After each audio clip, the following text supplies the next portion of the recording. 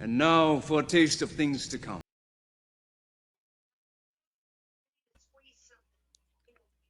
What is going on, everybody, and welcome to another Simply Reliable Studios watch along presentation.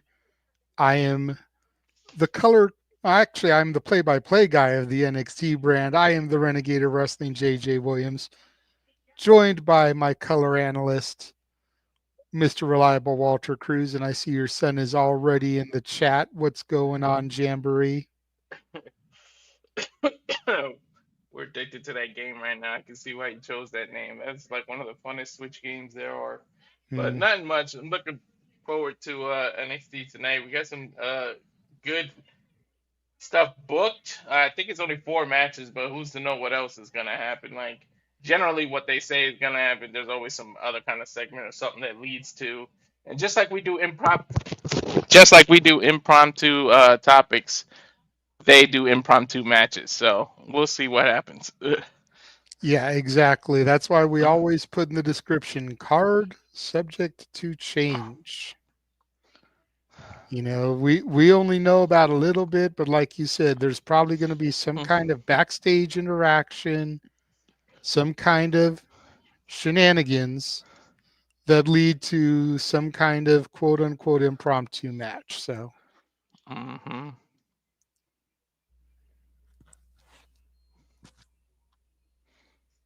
So, well, let's talk about what we got so far. Uh, which I, this is I one. gotta I gotta know real quick uh, the chat room. Zach, DJ mhm. Mudking. It's Zach. He used to be a big contributor on Stat Boy Sports Bar. Is Okay. Ricky Sparks really your cousin? Because he's saying his cousin debuts in NXT, his cousin's first match. What a great night! Like I didn't hmm know that Ricky was your cousin, bro. Like if that's legit, if he's legit your cousin, y'all need to hook a brother up, like for real. Right Get, with an have interview. him do an interview with us, my boy. Get us in contact. You know, don't say you know Yes, it is his somebody. blood cousin. Okay. Wow. Yeah, Yeah. yeah. You need to hook us up, boy. Right. And also tell him to tell our truth to unblock my ass. For real, because this man says nothing but positivity about the greatest 24/7 champion of all time. Yet for some reason he was blocked by him. Right. So okay, yeah, you gonna have to put us in contact with Ricky, my boy. But hmm since we're talking about Ricky, let's go ahead and start right there with him. Last week he signed his contract. We did the slow fade out to reveal his name is Ricky Saints, not Ricky Starks anymore, which there's been a hell of a lot of discourse along the internet about that. But we got the debuting Absolute Ricky Saints and Javon Evans, the young OG, teaming up to take on Eddie Thorpe and all ego Ethan Page. I mean, you got to figure that Ricky and Javon are going to get the W here, right? I mean, they're not going to hype up Ricky's first match just to have them take the L. Yeah, definitely not. Like, unless, I mean, stranger things have been done. Maybe that's the reason it's a tag team. But I would seriously doubt that they would do that because why make one of your biggest signings start behind the 8 ball? Yeah. I take that back. Excuse me. It's not Eddie Thorpe. It's Wes Lee. The graphic came and went so quickly, I couldn't even see who was on the fucking Oh, picture. Yeah, Wes sorry. Lee. My bad. I assumed it was Eddie Thorpe, but no. Okay, so Wes Lee and Ethan Page. And you got to figure the Rascals might make an appearance tonight. Especially if Tyson and Tyreek try to get involved on Wes Lee's behalf. Oh, yeah. We might get the Rascals and Ace Austin crossing the line ahead of their match come sacrifice. hmm So, yeah, I think this is a no brainer. That's probably Now here's the toss up, right? Is that the main event or are the Hardys and the No Quarter Crash Crew the main event? Like all of these matches are main event worthy. Okay, you got Ricky's debut match. Mhm, Then you've got the Hardys versus the No Quarter Catch Crew. The Hardys' first WWE match back in what, like 3 years, 4 years?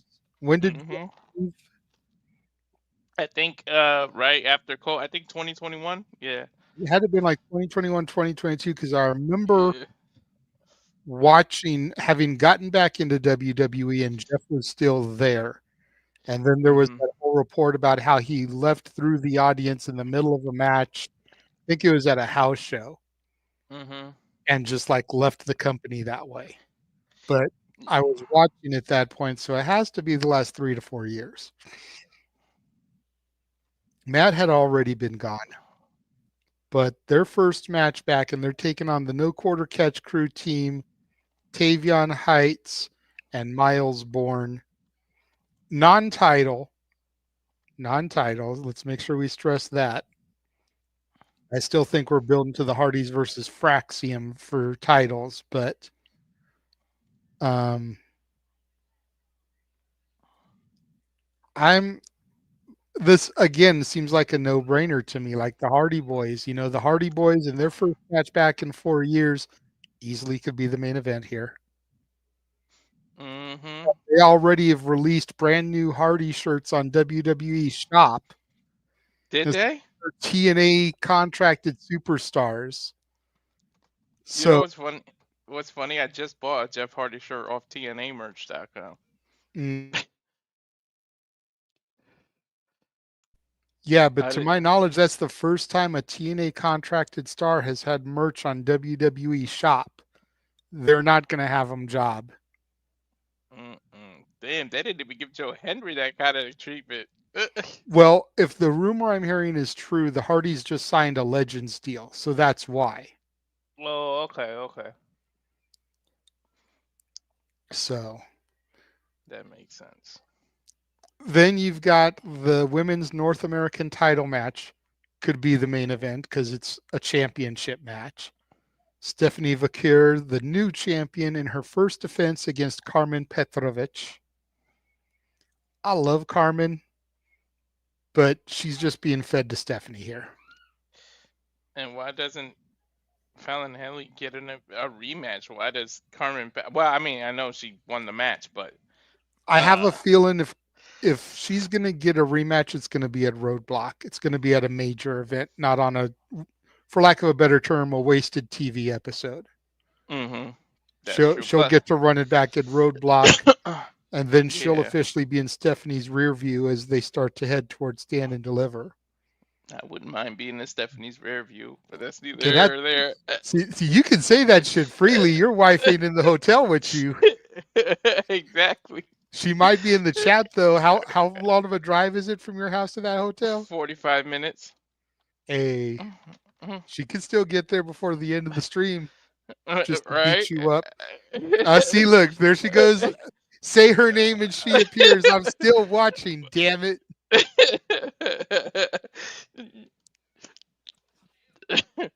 Wow. See, But yeah. she's Joe Hendry up in this bitch. We said her name and Right. she appeared. But yeah, you know what else they wouldn't do it right now because they knew all this TNA stuff it would overshadow Stephanie like in Fallon, so it makes more sense to do Stand and Deliver or anything like that. Roadblock, one of those. Hmm. And then we've got the moment that both of us have been waiting for since April of last year. Moose crossed the line last week, and he is defending the X Division Championship. First time the X Division Championship is being defended on WWE programming against Lexis King. Mm-hmm. Now, I feel like this is going to be the best match on the card. And I say that because Moose is a businessman. We know Moose is retaining the title. He's not going to lose the X Division Championship on NXT television, on free television. But Lexis Keene, Brian Pillman Jr., is the hometown hero. He's from Cincinnati. His daddy played for the Bengals. Okay.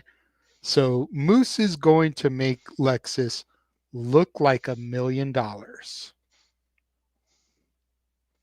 I almost would even bet you that they won't have Lexis lose clean.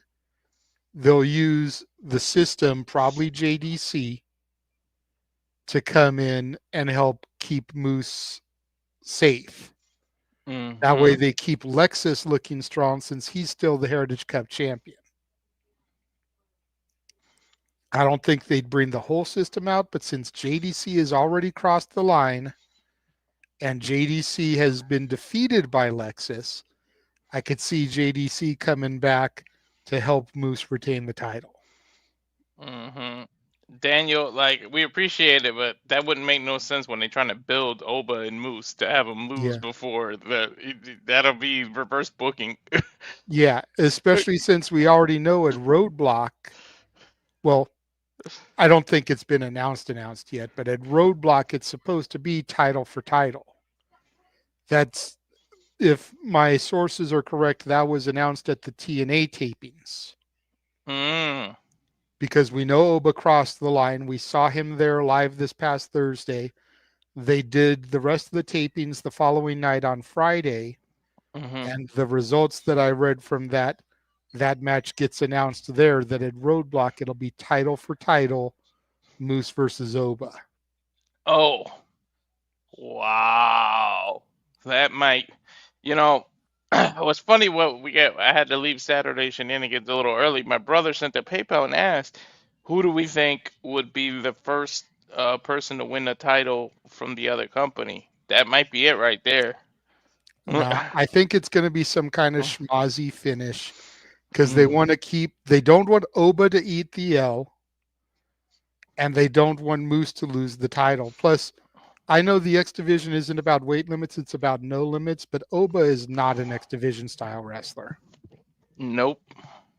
So I'm thinking the system gets involved and, schmozzy finish, type of thing. But I think the first person that's going to win championship gold crossing the line is going to be the Hardy Boys. Yep. I think they're going to take the NXT tag titles off of Fraxium. And then they'll have the TNA and NXT tag team championships. And what they might do, at least this is what I would do, I would have Matt with the TNA title, Jeff with the NXT, and just call them the NXT TNA tag team champions. Leave one of each belt behind and have each of them only carry one championship, one of each company. That'd be dope. Oh, but, that's unique. That actually is a solid shout, Lee. Yeah. That I could see. I don't think they'll do it. Yeah. But that's solid. I could agree with something like that. But yeah, I think that the Hardys are going to be the ones to do that. Yeah, me too. But I mean, legit. We've got the possibility of Cora Jade come sacrifice. She challenges Masha Slamovich for the Knockouts title. So she could be the one to do it. She's the next one with the opportunity after Lexis Keene tonight. That's true. We've already seen Masha sit in the audience before, so she's crossed the line. I do too, at Mania. And that's why I could see the Hardys being the ones to do it, because then you defend the NXT and the TNA tag titles at Mania. Couldn't wait. And it's like, who do they defend them against? Probably some kind of multi-team match. Like if you do like a 16 match and you do 3 from TNA and 3 from WWE, like you do that. It's a mix of those kind of things. Mm. ladder match, multi-team match, and then you do like You're several from each asking company. for you're asking for that many teams in a ladder match. You're talking about like 12 bodies. Yeah. That's a little bit extreme. You've already got to figure the amount of space within the ring to have that many people in the match. The most we usually ever see is 10, not Mhm. counting rumbles. That's your traditional Survivor Series War Games match is Yeah. 10. And War Games, they even use 2 rings to do it. Mhm. Traditional Survivor Series is 1. But like, I don't know if you could do that many bodies. And then you got to have space for the ladder too. Mhm. Yeah, we also saw Tessa Blanchard and Cora Jade. That could be something interesting. Or maybe just I'm they could curious do. to see who Tessa's going to have to face this week because if she doesn't fight, she's fired. So who are Oh, they going to put her up against? it's Are they going to probably. give her somebody like major, or is it going to Mhm. be a jobber like she was supposed to fight last week? It's gonna be some local talent. I'm thinking. Maybe. You know what else you could do with the Hardy? Do a 14, just a traditional, but like you know, the Hardys, a TNA team, and a WWE team, and just regular match with then that's what 8 bodies, but regular tag match where you can do something like that, but at least both have TNA and WWE teams in there. Well, right now the Raw Tag Champions are the War Raiders. Mhm. On SmackDown, we've got DIY. So have the War Raiders versus DIY versus the Hardys There you go. and put all the gold on the line. Damn, somebody really gonna be a belt collector Thanos in there. The Hardys have said they're looking to do that. They're looking to be belt collectors again. What better Mhm. way to do it? That's true. They So, gotta get the Fraxium first, though. yes. And like I said, I think that's going to be stand and deliver. Mhm. Like they could do that at Roadblock, but I feel like a match of that magnitude deserves a big stage. Definitely. And Vegas is that stage. Speaking of Vegas, I read something earlier today, slightly off topic, but since it's got to do with Vegas, Stand Deliver WrestleMania, the people that owned Circus Circus, I guess, have sold it or are looking to sell it, implode it, and then construct a Disney resort in that space. So the wonderful world of Disney could be coming to the Las Vegas Strip. Whoa. And like Circus Circus was always my shit Mhm. because it was so cheap, affordable, right on the strip. You got to remember, I had most of my Vegas experience when I was young. So Circus Circus had the carnival midway on the upper deck. You had free circus acts performing throughout the day. Then they created the Adventure Dome, which was like a little amusement park there. It's perfect for a teenage renegade, who Mhm. was still kind of too young to do the real shit in Vegas. But if they rebuild something like that with the Disney motif, are we going to have Disney characters at the hotel like you can see at, the theme parks and resorts? Are they going to redo the Adventure Dome? Because it was about as much square footage as Disney California Adventure, Oh my God! Give me some Disney slot games. right? All the slot machines be Disney themed, Yeah. but like, dude, that could be interesting.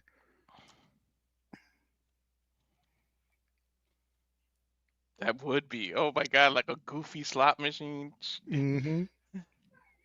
Have all the Virgin drinks have like Disney names, and then you can have like the normal drink names. But you Yeah, know how yeah, like a Shirley Temple is like a cherry Coke or a cherry 7 Up, whatever it is? yeah. Call it the Minnie Mouse. Mm-hmm. You know, That's and true. Arnold Palmer is a half lemonade, half iced tea. Call that the Mickey. Yep. You know, just take those traditional drinks that already exist, put that little Disney flip on them. I would love that. That's that. Oh, and do it. Yep. I'll be in The, Cali. I'm like what, the two and a half problem is, hours? well, you'd be in NorCal. I don't know from there. From SoCal, Long Beach, where I used to live, is about a 4 hour drive.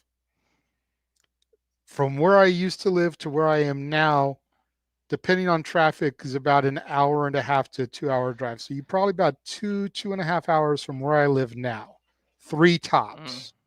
mm, And I know from Long Beach to NorCal, from when I drove up there for those wrestling fan fests, it was like a 6 to 8 hour drive.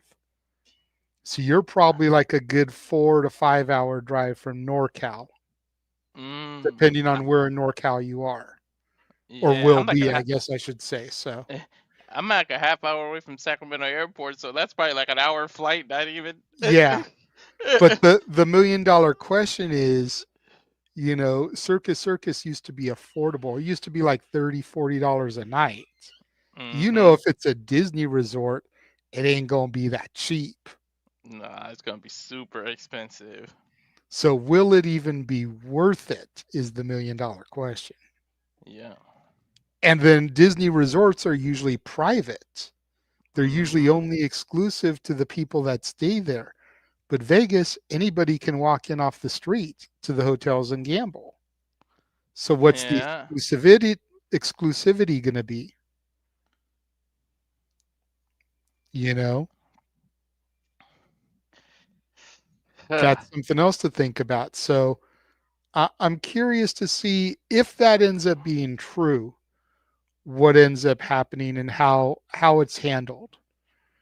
Apologize for the little sidebar there, but like I said, we were talking about Stand and Deliver Vegas big stage, and it just made me think of that I read. So It's all right. You'll better to find a way get to it out work now Disney than in there. better to get it out now than to do it in the middle of the freaking broadcast. So You find a way to get Disney in there, just like Jeff would singing the song in the spaces earlier. right. Now we're just waiting for Modern Family to get the hell off the air. Well, and remember, I have to use one of those streams, so you're probably uh, going to have to pause at some point and then sync up with me because there's yeah, usually a little bit of a delay. But I yeah. can't even do anything until the streams start. So Uh, and whenever I do NXT, I just make up a new email and freaking get a free trial of YouTube TV. right, but we did that last time because I'm on the West Coast. It tries to show it to me at the West Coast time, Yeah, it's true. so I can't even do that to get it at the East Coast time, and it's not on Sling. So That sucks, man. I wish CW was on Sling. CBS isn't even on Sling. I think that's how they keep the cost down or something by not having these major or something. I don't know. I don't know what it is.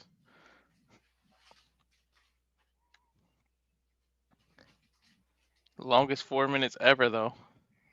oh yeah.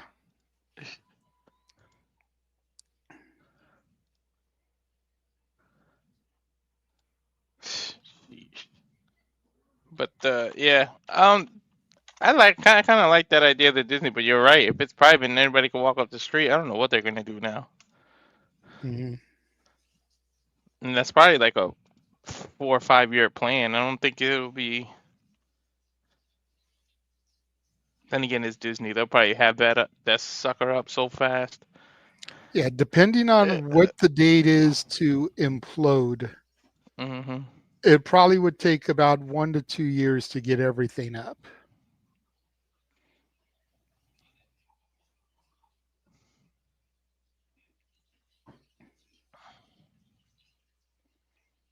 I stayed at I stayed at Four Queens last time I went to Vegas.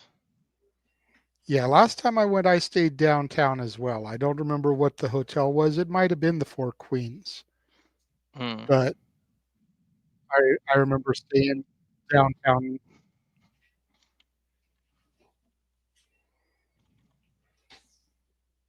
And it's right off the strip right there. Yep. Speaking of that, at least Lee, you can't really hit me and do things that I go over Gaga over the NXT women. When we went to Vegas, you got to go to Chippendales. Ooh. Careful, Walter. Those could be fighting words. Right. I didn't say Jack.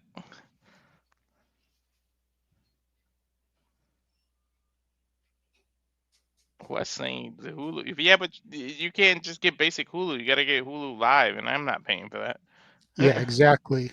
that. We were paying for it, but it was so expensive that I had to cancel it once I got access to the Sling. Mm, Because it was like everything I was getting on Hulu, I could get on the Sling. East Coast yeah. feeds. We don't even pay for Hulu. We get because of we have T-Mobile. We get Hulu free. Well, because we had it since it was Sprint, so they gave it to us free. Nice. Yeah. One of the companies did do Netflix, but they stopped after they got more expensive. But they were doing Netflix. I don't know if you get grandfathered in from having them. Don't know. I don't know if it was AT&T or somebody or Verizon. One of them did it. I may look into getting one of those VPNs so that I can switch location and then I can get SmackDown and NXT all on Netflix. Just switch to somewhere internationally. Yep.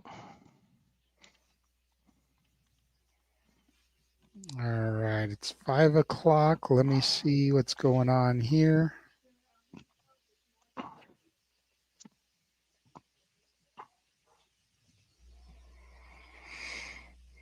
Yep. I've been in your house. One time it said you were Seattle, Washington. Another time it's Japan. 12:42.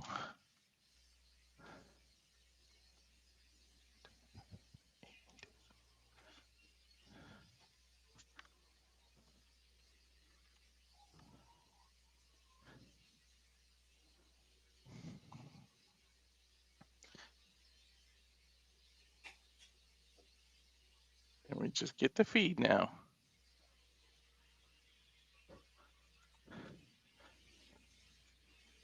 I'll pause it at forever, and then you tell me when you get there. Well, but that's the thing is I haven't even connected yet, so you may end up Uh, being behind. So just do what you got to do right now, and as soon as I uh, come in, we can get synced. uh.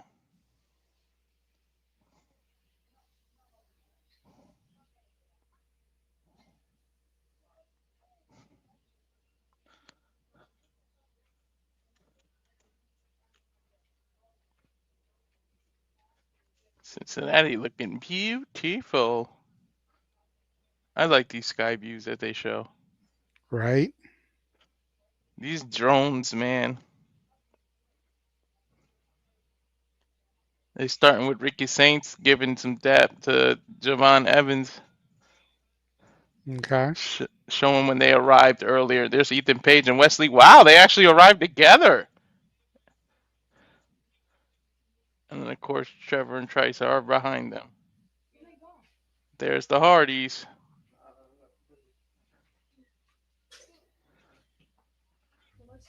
Matt's been tanning.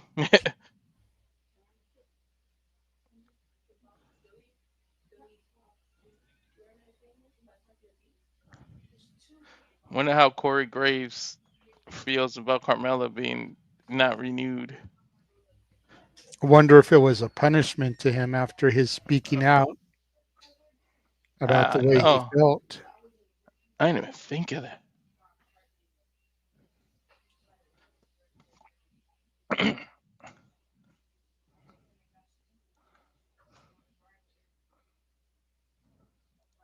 Well, Booker T's about to get excited. Are we starting with Stephanie Vaquer?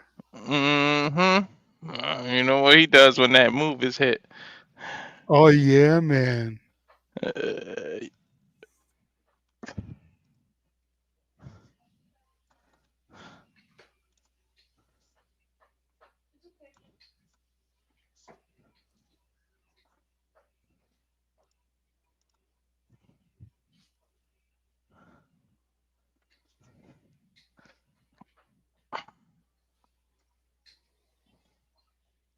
one of the better signings, man. Hmm. Are those horns supposed to be like a demon thing, or like she's the goat? Yeah. Okay.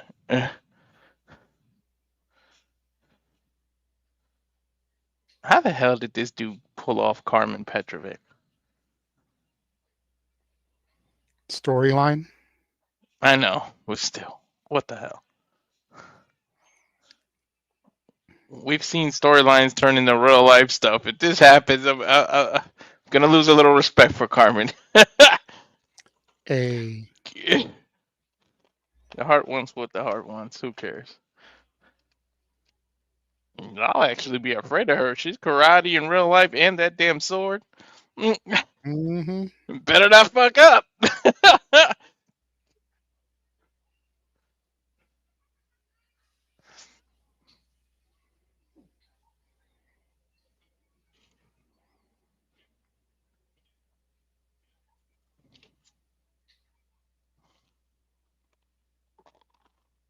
Good looking belt. Gotta say, NXT's treating their female undercard titles way better than the main roster is, NXT treats everything better than the main roster does. which is so funny. It's the same company. Like, why can't you just?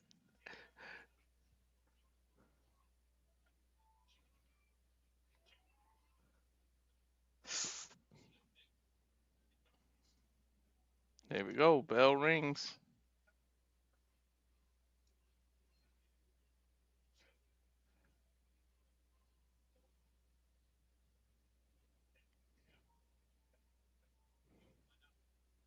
Sight giving you trouble.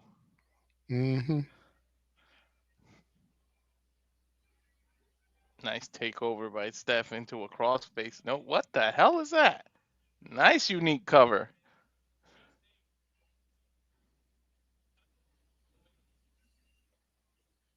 Karmen showing some frustration now.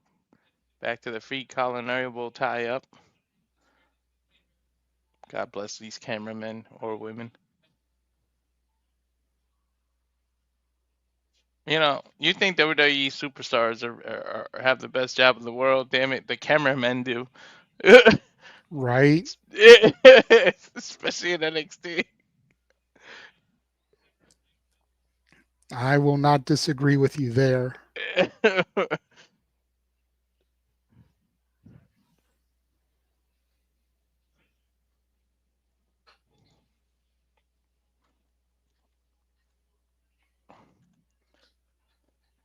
Nice for. Whoa, what? Unique. Okay. Karmen literally has Stephanie's arms trapped in a vine behind, in between her legs, and kind of like a butterfly wing. Stephanie reverses it into a cover. That is a unique submission I don't think I've ever seen. There you go.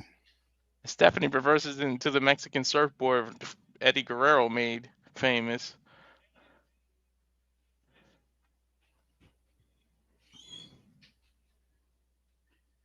Stephanie knocks her into the corner. Karmen, sorry, knocks Stephanie in the corner. Elbows her. Snapmare takeover. Sling blade. Wow, I don't think I've ever seen Karmen do a sling blade. Cover, but gets it too.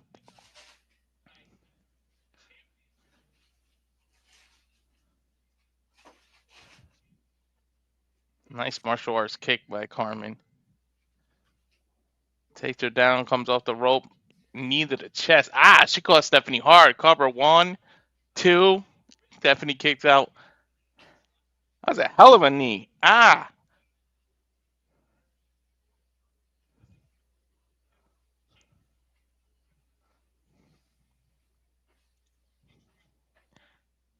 Technical difficulties, people. Yeah.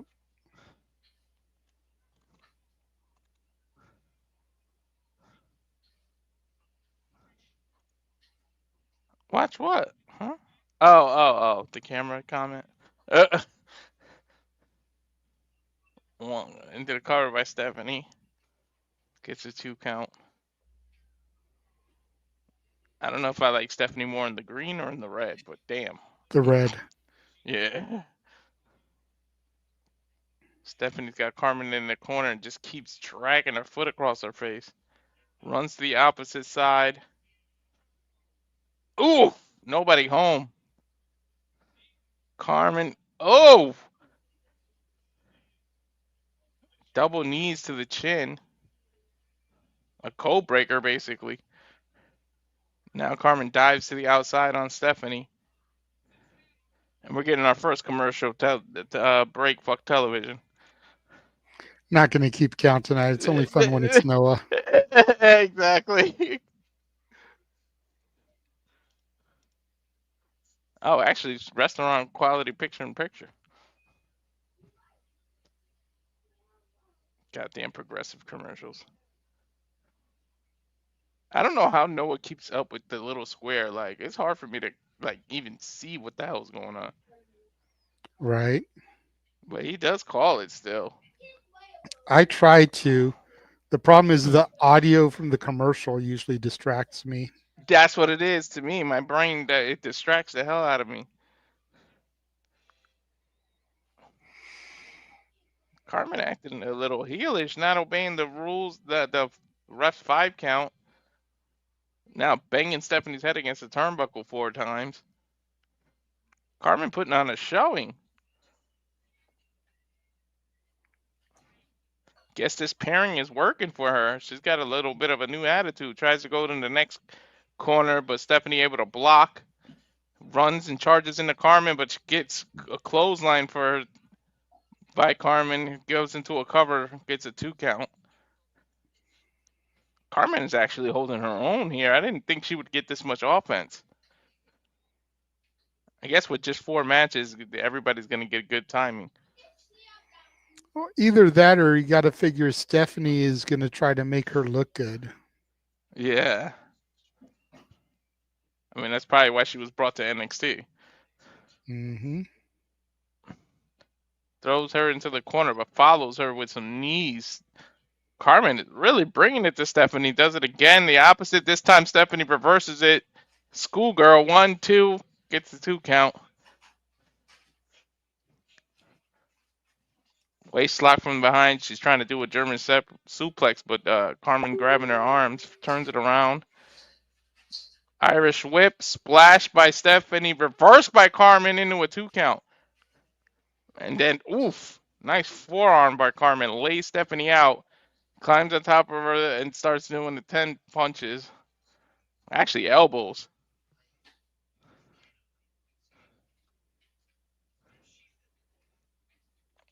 Can we get off this restaurant quality, please?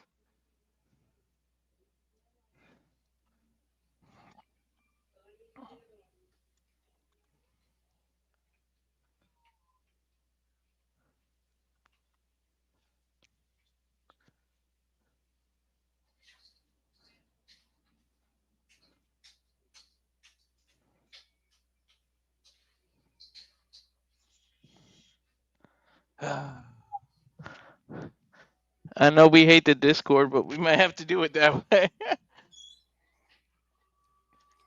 Oh, actually, I don't think I can run it. I think James has to do it, right? Mm-hmm. Let me see. What's that other site I knew?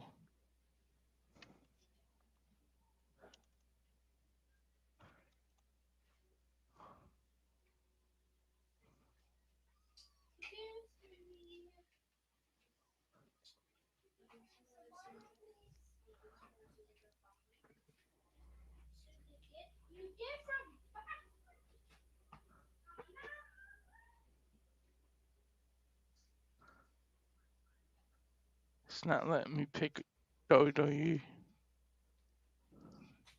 There's that move that Booker T likes. What the hell does Stephanie even call that move? I don't know.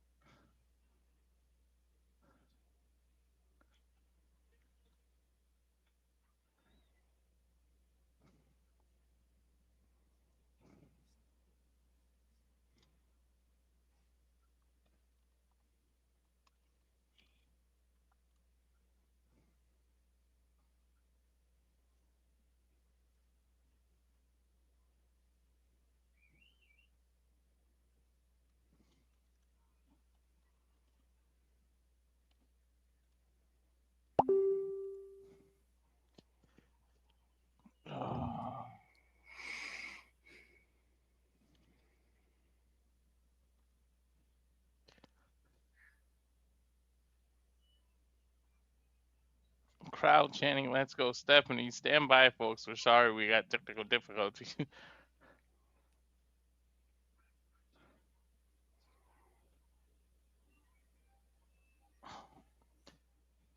What's it giving you? That spinning thing that it does? Well, not even that. It's like it'll load up the stream, but then it's just a blank page. Like there's nothing streaming on it That's dumb. Let me for see if I. every one of the links. Wow.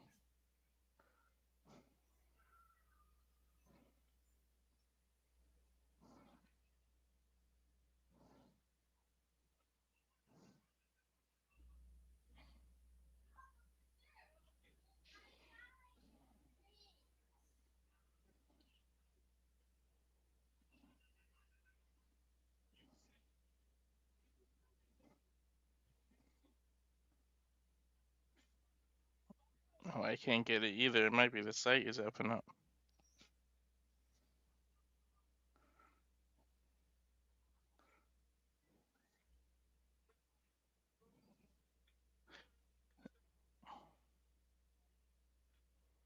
I'll try a different browser. Hold on. Yeah. See if maybe that helps.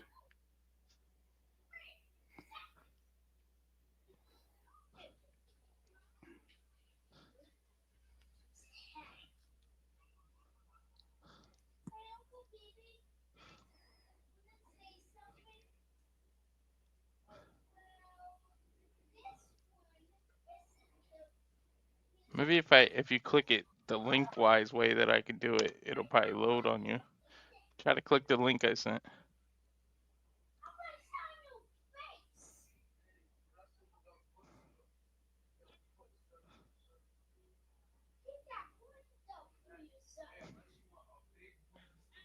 One, two, three. Stephanie gets the 3 count here. Just like we figured. Of course. She looked like she'd been through it. She's looking at Karmen as if she's giving her respect.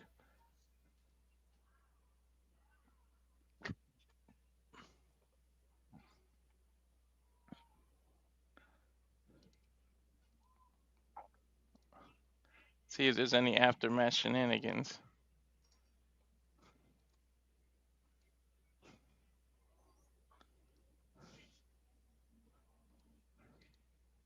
Up, somebody music hit. Who's that? Oh, Julia. I think she's just gonna congratulate her. Let's see. Julia's music hits. See what she tells her. 2 completely different continents. This language barrier is gonna suck. Right?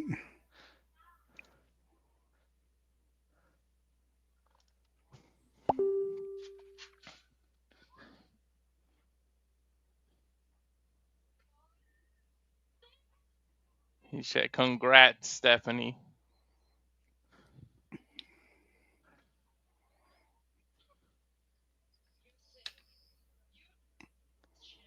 You say you are the best champion.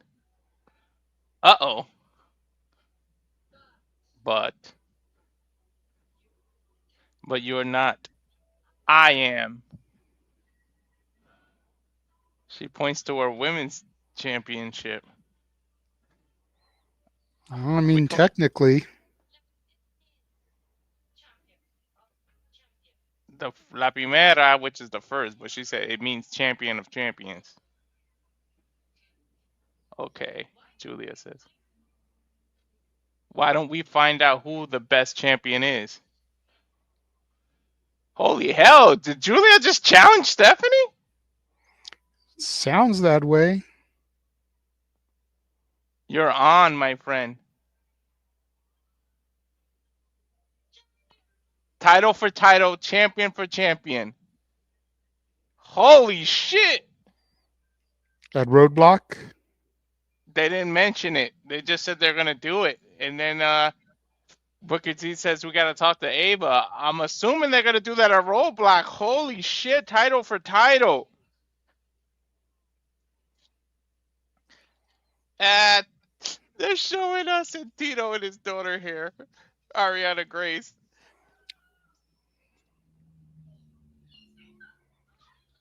Mamacita! Damn it. Lola says, I need to compete. I don't give a damn if it's TNA or NXT. Ooh. She hasn't been on TV for a minute, so I can understand her frustrations. Mm-hmm. She said, you're a better pageant queen than a liar.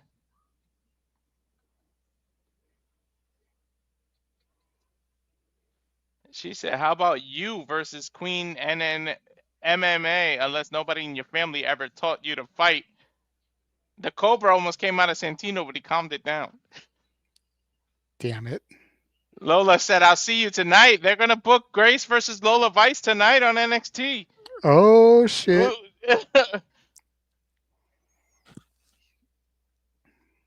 Like, we go backstage, Lexis King just bumped into Oba Femi. He says, I got the home field advantage. I'm not losing in my hometown. And everybody's just going to talk about the ruler versus the king. And Oba just looked at him like, yeah, whatever. Oba didn't say one word. As we went on the full commercial, wow. We told you guys that we were going to get an impromptu match. I knew it. Mm-hmm.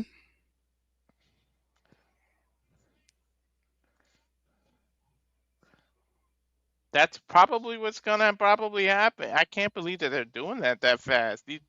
They just won these titles. It's what I've been saying. Like, I saw both of them going up after the draft or during the draft. Like, that's why I don't think they needed the belts.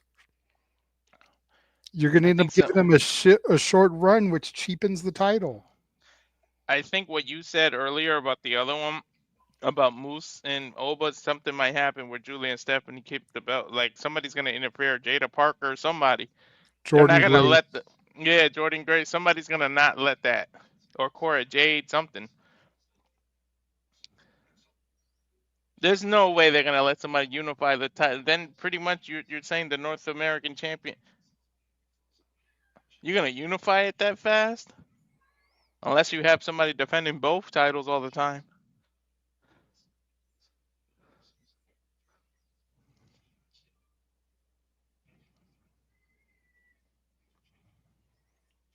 This sucks. No matter what I do, I can't get anything to load. Sheesh.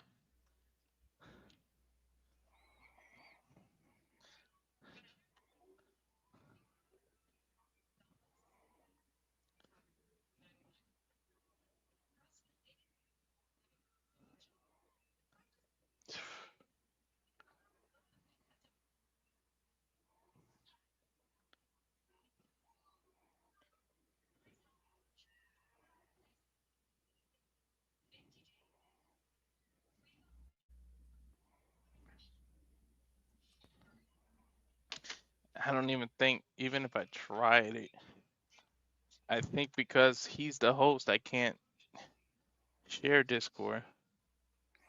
And I don't have Discord anymore. I deleted it because it was such a Uh, pain in my ass. Trust me, I know.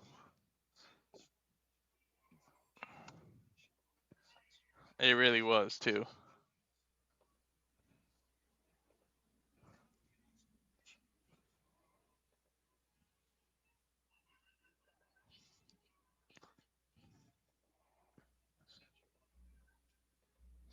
Noah's in Ohio, right? Mm-hmm. I'm gonna hit him up, see if I somehow send him the YouTube thing. Would he be able to sync and watch with us? That's the only issue is because of our time. I can't wait till I move to the West Coast. Then we wouldn't do any of this shit. We would just both do West Coast time. Mm-hmm. I'm coming, West Coast. I'm coming. I just want to get out of this cold. Is really what I want to fucking get out of.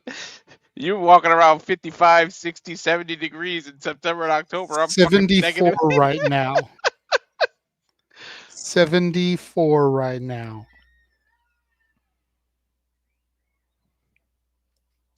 And the stove oven is going, making it even hotter in the house. Mm. I'm sitting here cooking like DJ and Ropes earlier.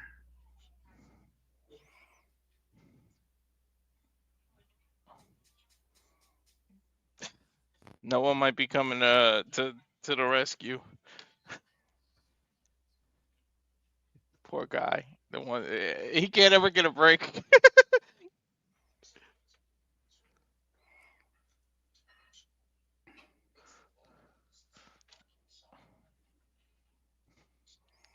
It's the first time it's ever done this to me. So I know what his frustration was that one show. Oh yeah, I'm surprised it's doing it to me too. Cause usually at home, my home network blocks it because it thinks it's like attacking me. But now that I'm in the casino, I'll be able to see it. But it's not doing it. It's having issues. So it's the site itself. Yeah, it's got And to then be a side issue because, like I mm, said, it'll go through the process to go to the screen, but then it's just the screen, like it's showing nothing, like hmm nothing is being broadcast. And I know that's not true. My way, my life. Is that Lexis King music? Yep. Mofo.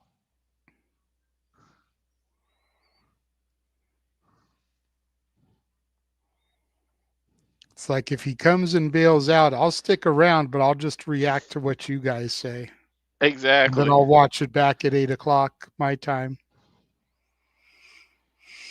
Ah man, I thought Lex's beard was cool, and now it's too much now. Holy, and his hair, it's like, Ever all since he right, got dude. clowned for it and called out, it's like, okay.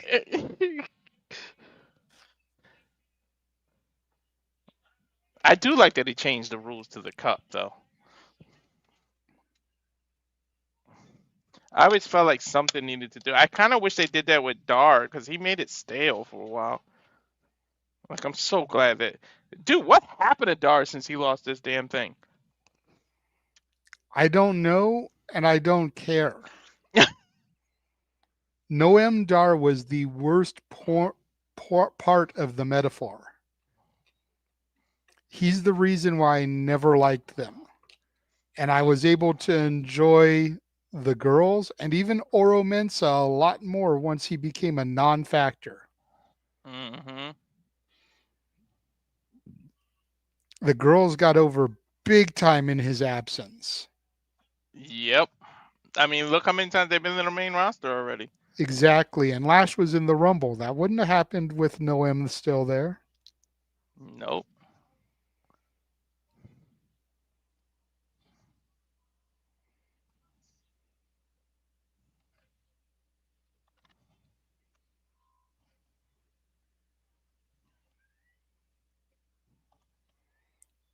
Keep me updated. What is he saying?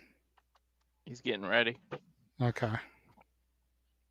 I'm giving him the email and stuff now. The YouTube info. Mm-hmm.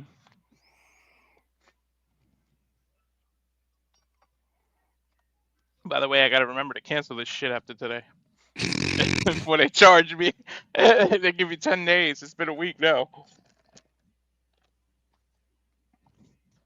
I can't believe they're saying this is for the X Division Championship on a freaking NXT broadcast. This is crazy. This is bonkers. This is 2025. What the? Well, we've already done Stephanie, and now we're doing the X Division. That leads me to believe the Hardys will be the main event then. Yep.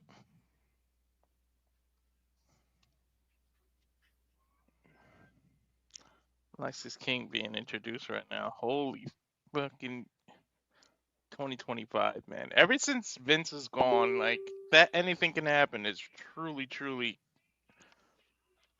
like it's not even a cliche to say anymore. Right?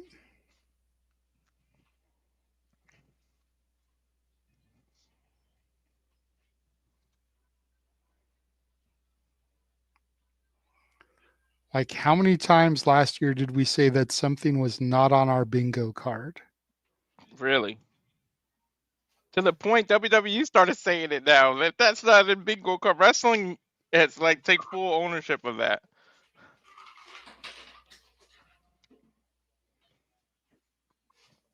Bell rings, and yes, ladies and gentlemen, Moose is on NXT. I've been Me and JJ have been asking this since this thing was announced. Dude, he towers Lexis King. He looks like a beast. They start with He a is a collar and beast. elbow, He's a moose. right? Wow, he actually gave Lexis King a clean break. Up, nope, never mind. He swung for him. Lexis chopped him, and Moose just rubs it off. And now he chops Lexis, who almost flips over the turnbuckle after getting chopped once. Another chop to the other corner. Ugh. Lexis fell to the ground like he's having a heart attack off these chops. Moose just literally threw him from one corner all the way to the other. And just like it's nothing. This is pretty much an exhibition for Moose. Crowd chanting TNA. Damn it, and I'm here for it. Hell yeah. Moose stomping a mud hole and walking it dry right now. Now Irish whip from one corner to the other. Oh! Lexis moves out of the way. Now it's Lexis chopping Moose. This is some Lexis offense until a knee from Moose stops him in his track. Tosses him over the top rope. Lexis able to hold on. Brutal. In our sunset flip over the rope, trying to take Moose down. Moose ain't moving.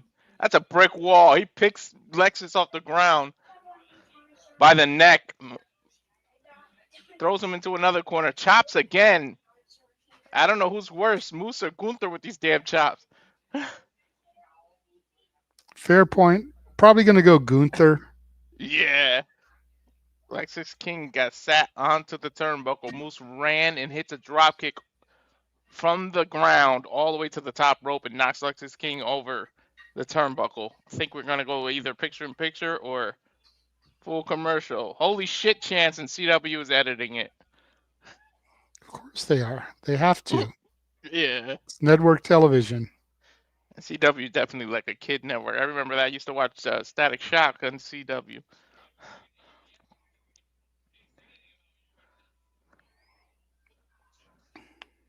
Referee warning Moose to bring it into the ring. I don't think he cares right now.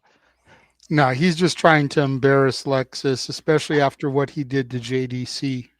Hell yeah. Hard Irish rip into the stairs. Lexis damn near flipped over the stairs. Ah, he's in pain.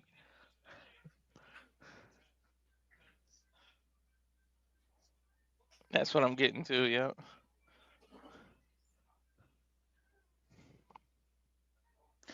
Oh man, he's gonna end Lexis King career. He's trying to power bomb him on the outside of the ring onto the step. Lex is able to give a couple of punches and land on the apron. Super kick from the apron to Moose, who's on the ground. Running forearm to the back of Moose's neck. That's one way to take him down. He's just literally launched himself like a dart. Rolls Moose back into the ring. Climbing the turnbuckle.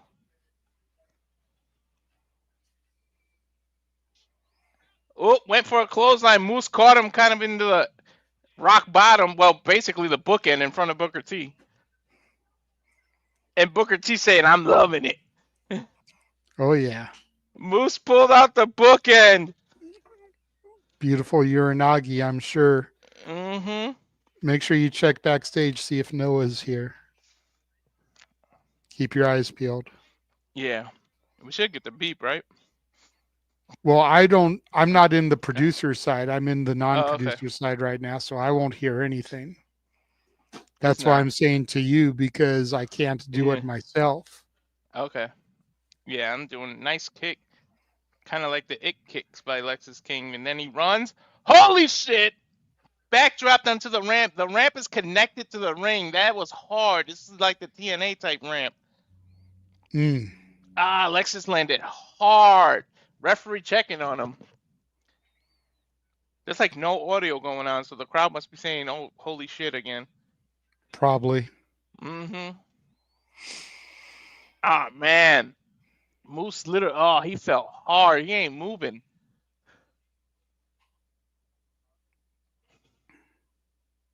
He's holding on to the small part of his back. He is hurt.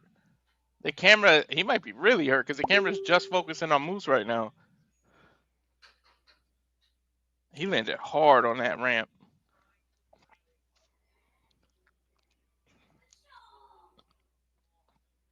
There we go. Now he's crawling back into the ring. Probably just doing a good sell. Moose is a Yeah. great seller. Moose is just now he goes almost in like a camel clutch position, but he's ripping Lexis King's nose off pretty much. The crowd. This is Lexis King home, and the crowd is chanting TNA and chanting for Moose. What the hell? Well, I mean, Lexis is a tweener, a heel. Moose is a heel too, though, so not really sure what's going on here, but Moose is somebody that we've wanted for a while, point with us, but I mean, people know, like, even heels get love in their hometown. This is crazy. Traditionally speaking. Yeah. There he goes. Now he's starting to make that comeback with these chops. Moose immediately reverses into Irish whip, shoulder block tackle. Lexis takes it, bounces off the rope with a flying elbow. Comes off the rope again and runs into Moose's big boot. Oof. Moose bouncing off the top rope. Lexis King hits him with a super kick. Now pop up Frankensteiner. Lexis rolling up Moose. Moose went for a pop up power bomb, but he reversed it into a Frankensteiner and then did the cover, but only got a 2. Moose able to roll out of the ring now. Nice. Now the crowd screaming NXT. Of course. Goddamn fickle fans. Gotta love the fans, though, man. They are the passion. They are the energy. Lexis King diving on actually a front somersault from the inside of the ring over to Moose. Rolls him in now. Climbing the top rope. I think he's going to go for that flying elbow again. Or the flying forearm. Nope. Splash. Cross body. Gets a 2. That was actually a close 2. 1 second away from getting a new X Division championship on NXT TV. As a reminder, Elimination Chamber kickoff this Friday, 6:30 p.m. Eastern Standard Time, 3:30 p.m. Pacific, and live on Peacock. I almost said specific. Had to catch myself. Moose with a double pump kick into Lexis's jaw. Now running to the rope, climbs it. Whoa! Splash off the rope, cross body. Damn, Moose is athletic. Now a power bomb. I think this is about it. Oh! Power bomb in the middle of the ring. 1, 2. Oh! Lexis King kicked out.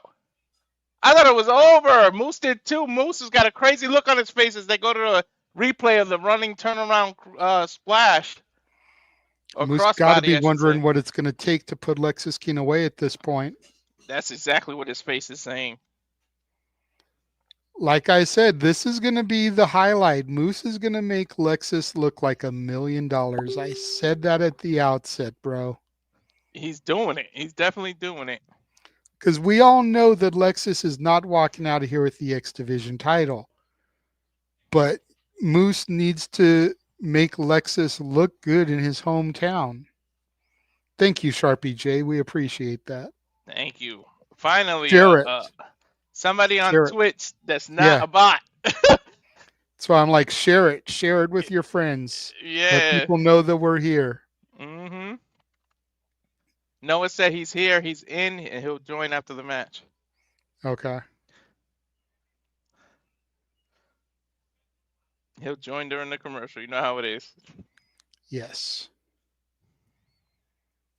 And once he shows up, then you got to start the fuck television count. Yeah. Moose with a spare. He caught Lexis King now. 1, 2, 3. Now it's over. There we go. And right on cue, there's Noah in the dark.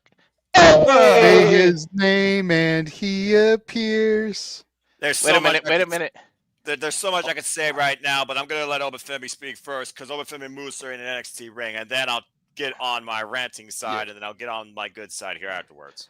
Yep, Oba's coming in. I think he's going to challenge him to Roadblocks. What do you think, Noah? It's either Roadblock or Sacrifice. It's got to be. Well, if the challenge is being made in an NXT ring, you figure it's got to be for the NXT show. Let's focus on what really matters here. That was a bad Nigerian accent. Yes, that was. We love you, Walter, but that was pretty bad. Walter, you could repeat the freaking promo. You don't have to accent it. This is what everybody I wants. I will give him Bud Brownie points for trying. Yep. He said in 2 weeks, Moose versus the Ruler. Title for title. Title for title and freaking theater at Madison Square Garden NXT Roadblock. That's 2 title for title matches. What the? Stephanie Vaquer. Oh, sorry, Noah, if you didn't know. Julia challenged Stephanie title for title earlier in the night. The hell are they doing for Stand Deliver all this crap? The world.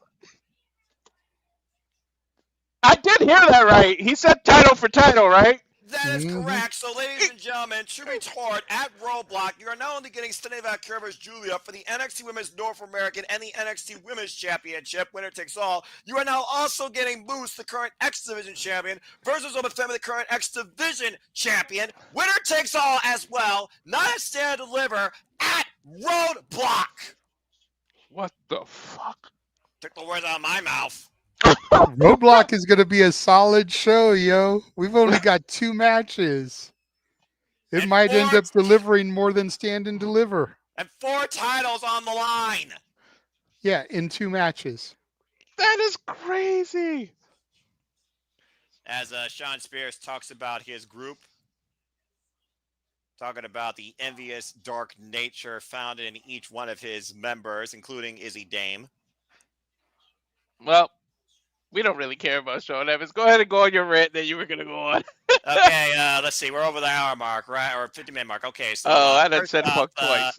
Mother Nature, get off your bipolar disorder, fucking up JJ's, because this is JJ's brand. This is his NXT. How am I here? I have no idea. And still fuck television, because this is one of the worst channels in existence with its extreme rarity. For those that are still on bunny ears and satellites, get with the times or don't watch TV. Anyway, that's all I'm going to say for now, because I'm just woke up and I'm too tired to continue. But I know Jordan Grace has something to say, because I did hear earlier today she will give her first opening statement as a WWE superstar. Jordan Grace arrives in NXT next. What's on the Juggernaut's mind? As we got a full commercial break. So once again, for those that don't know, a fuck television. And yes, hello everybody. I am Noah Foster. For those that don't know, because this is not usually my night that I'm assigned on the call.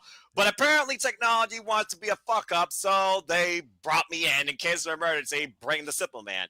Good to see everybody. Walter, JJ, everyone in the chat. Good to see you as always. Daniel, Vortex, Charles, Nestor, Matt, and everyone that's been involved so far. Thank you for tuning in to Simple Level Studios live watch event schedules for covering NXT tonight. And of course, this is now still the new gimmick. Please like, comment, tell a friend, support PayPal, the passions, especially this gentleman. Subscribe. And again, if you want to dictate the conversation, super chat simple as that. Now I got that all out of the way. Thank you again to those who continue to follow along with us in what is going to be a crazy week of live watch along content and city predicting. That being said, yes. Hey. Okay, now things feel kind of normal. Jesus, man, I was just about to sleep my comfy pillows and Kenny G, and I was all ready to... And then all of a sudden, my phone's going off, and I'm like, what the hell? And apparently, Mother Nature's on a bipolar disorder. What the hell's been happening? What has happened here? Well, I think it's something with the website. I think they may be doing maintenance or anything. I'm going to send you a image through the private chat here. That's what the screen looks like to me. It's like you go through the process of loading up the image, and it's like where there's supposed to be video, there is nothing. I see. All links. So I don't know if it's a site issue. I don't know if anyone is actually broadcasting it. Maybe no one is broadcasting it.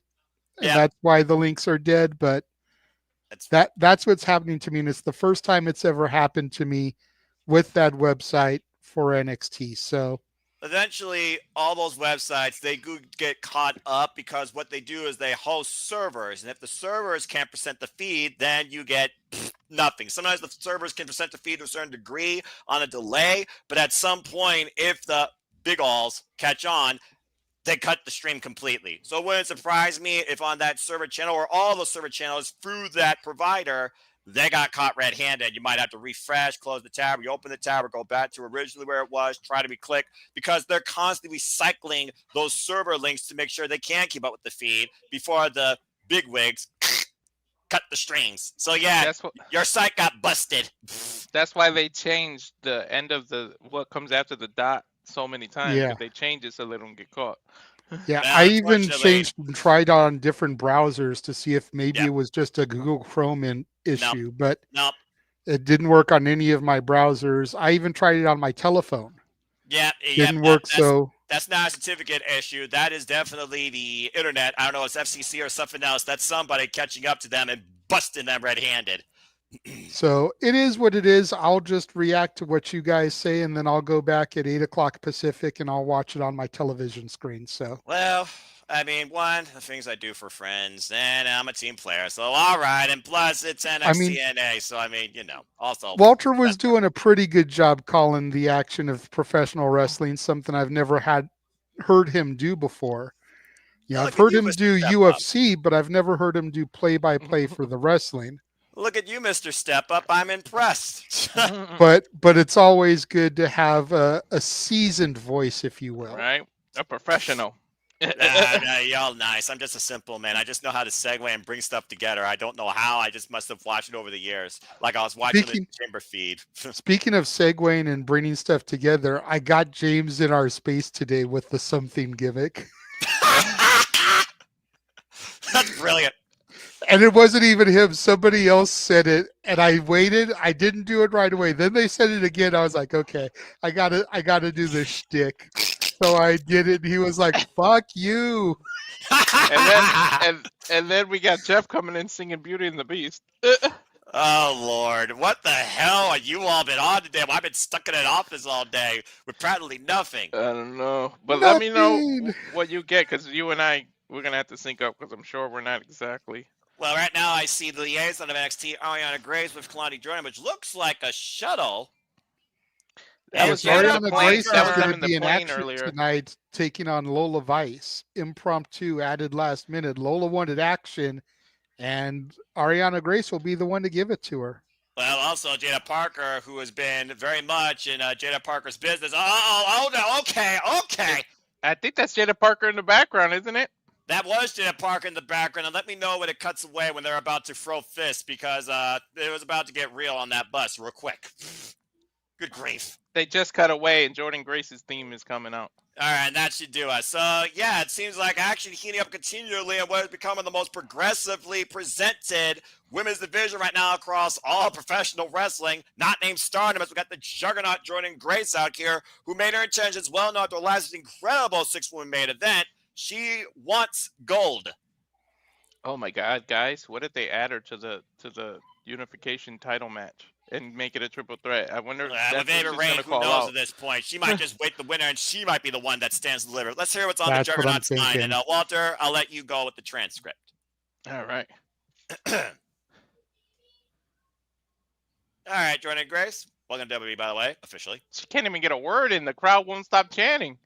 Well, I mean, hell, she's officially part of WWE now. From the moment I stepped foot in the WWE ring, I knew exactly where I belong. Can't argue that. I walked in as an outsider. I've had the weight of an entire company on my back. Now I'm in an NXT locker room feeling the hunger. I knew I had to be a part of it. So she knew since her TNA days. When the time finally came to put a pen to paper, I didn't hesitate. I just had one thought. One singular goal. To become a champion. And what I truly believe is the best women's division in the world. Well, no one might argue with you. Yeah. Yeah. Yeah. Crowd chanting NXT now. I won't argue if she says the states, but I will argue the world because even though I don't watch Stardom religiously, I know that they're the best. Joshi's period R. But in the states, she may have a point. That I might give you. I knew when I came out, Stephanie Vaquer felt the shift. She felt the foundation that they laid start to crack. Because I'm here. Oh, shit. Say it, Juggernaut. Take charge. I heard what they said earlier, but believe it or not, it's only a matter of time before I stand next to him. Oh, sorry, not next to him, but across from one of them. A juggernaut is unstoppable, and now she's getting interrupted. Oh, by the Prodigy, who has also been on an unstoppable role lately in WWE. Well, these two have history. I was going to say, let them run it back at Roadblock. Let that be one of Roxanne's farewells. I agree, actually, JJ. That's a very fair point. But let's also keep in mind, Roxanne Perez has a huge opportunity this weekend because she is part of the Elimination Chamber to see who will challenge for the Women's World Heavyweight Championship at WrestleMania. She rocking them jeans, though. Go ahead, Roxanne. Oh, Roxanne laying it out. I've been on Raw, SmackDown, NXT. But everyone wants to be part of this division and no lies detected. Mm-hmm. You talking about putting brands on backs? That's what I've been doing. No lies detected there either. I was going to say no lies detected. No lies detected. Ever since she walked into the Rainbow Bright NXT, this has been Roxanne's company. Mm-hmm. She said, "This is still my division, and you're in my world." Wee woo, wee woo. I was waiting for a bitch to come out. This isn't AEW. This is NXT. Right. Jordan said, "If this is your division, where's your title?" Fair. Oh, boy. Oh, Roxanne said, "Oh, you mean the same title you couldn't beat me for at Battleground?" To be fair, it was Ash by ignorance that cost that. Doesn't matter who did what. Fact is, Roxanne is right. She didn't win. The history book shows who won, not how. Yep.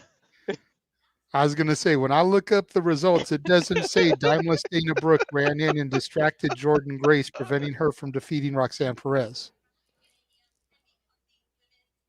Roxanne telling her, "I'm going to go to WrestleMania and become the women's champion."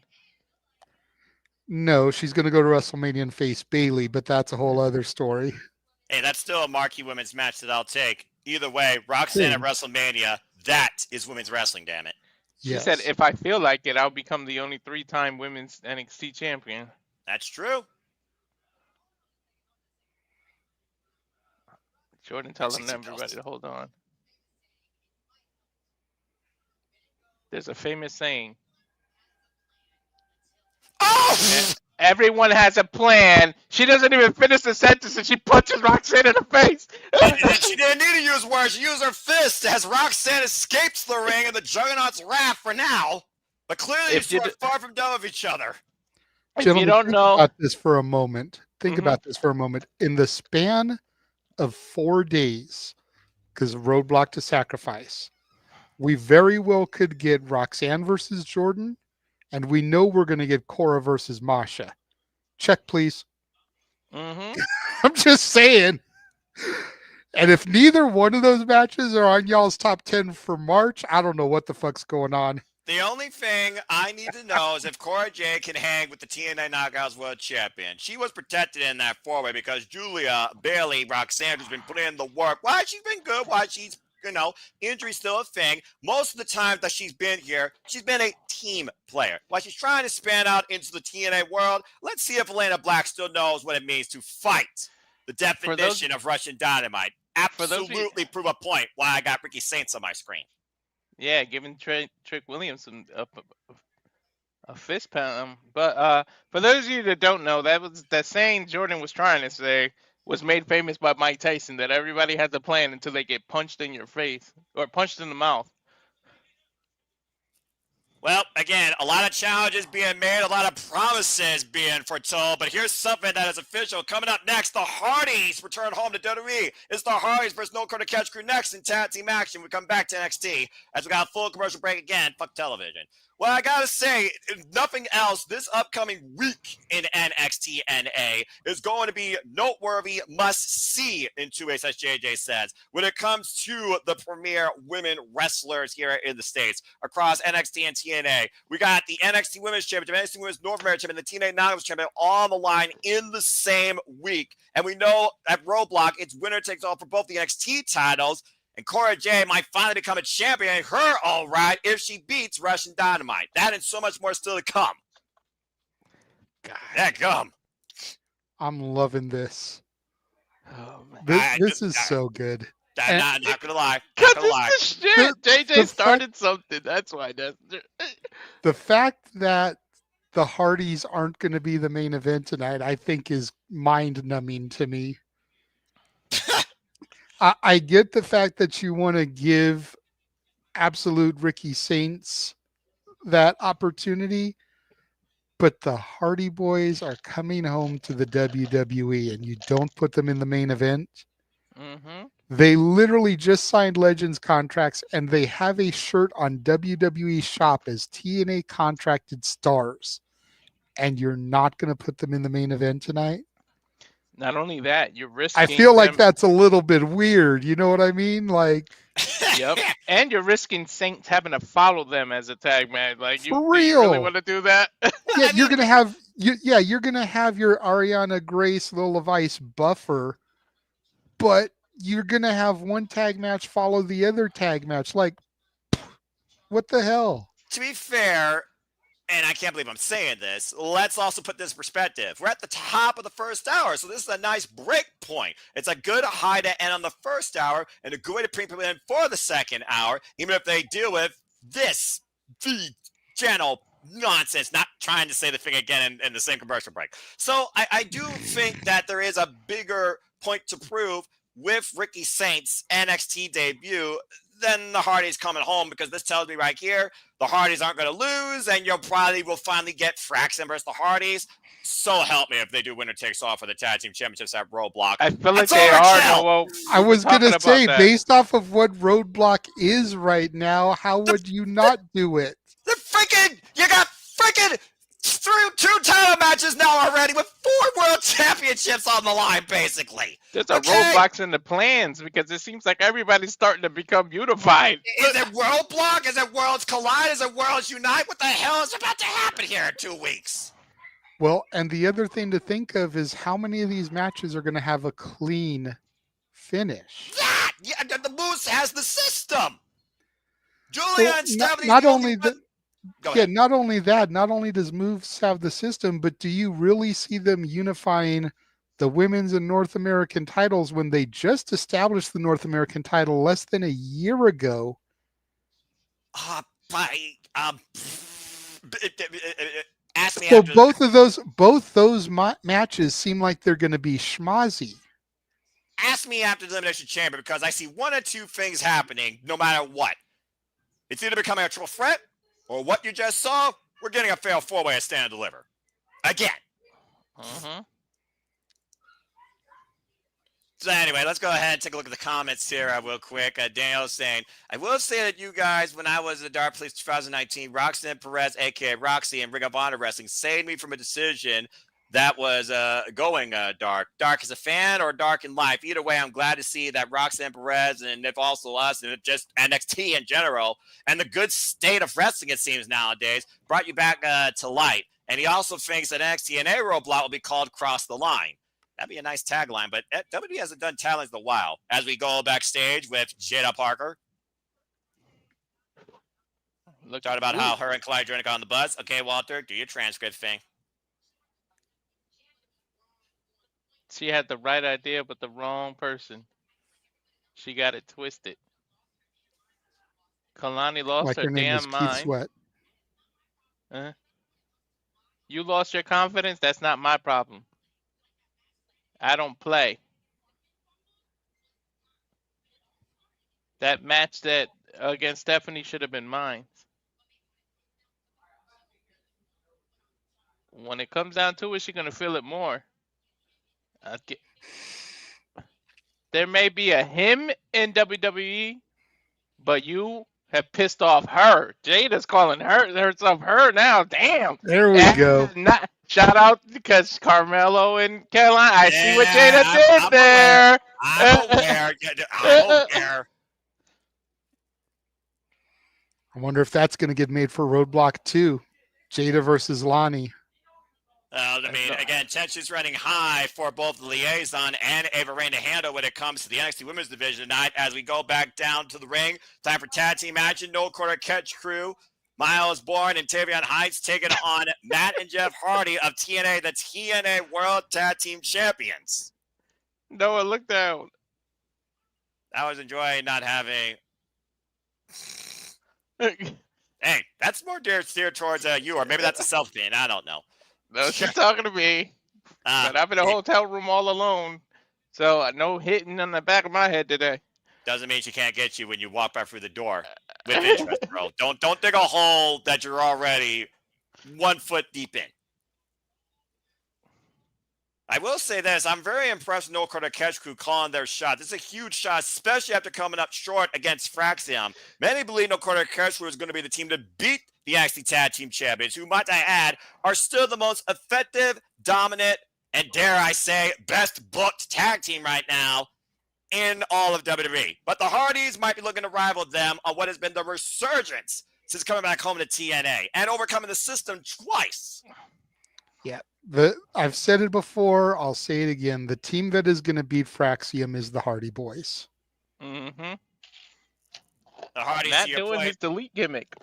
well, I mean, he might be looking to delete the NXT run of Fraxium at this point and eliminate No Quarter Catch Crew as obstacles towards that. We've seen the collisions with the Hardys and Fraxium going all the way back to literally last year's ending show, Final Resolution, where they got involved when it was the Rascals versus the Hardys. And the Hardys, of course, have overcome the system twice now, and, of course, the Rascals. But also Jeff Hardy, he has 2 pinfall wins over who could be the new NXT champion in 2 weeks, and that's Moose.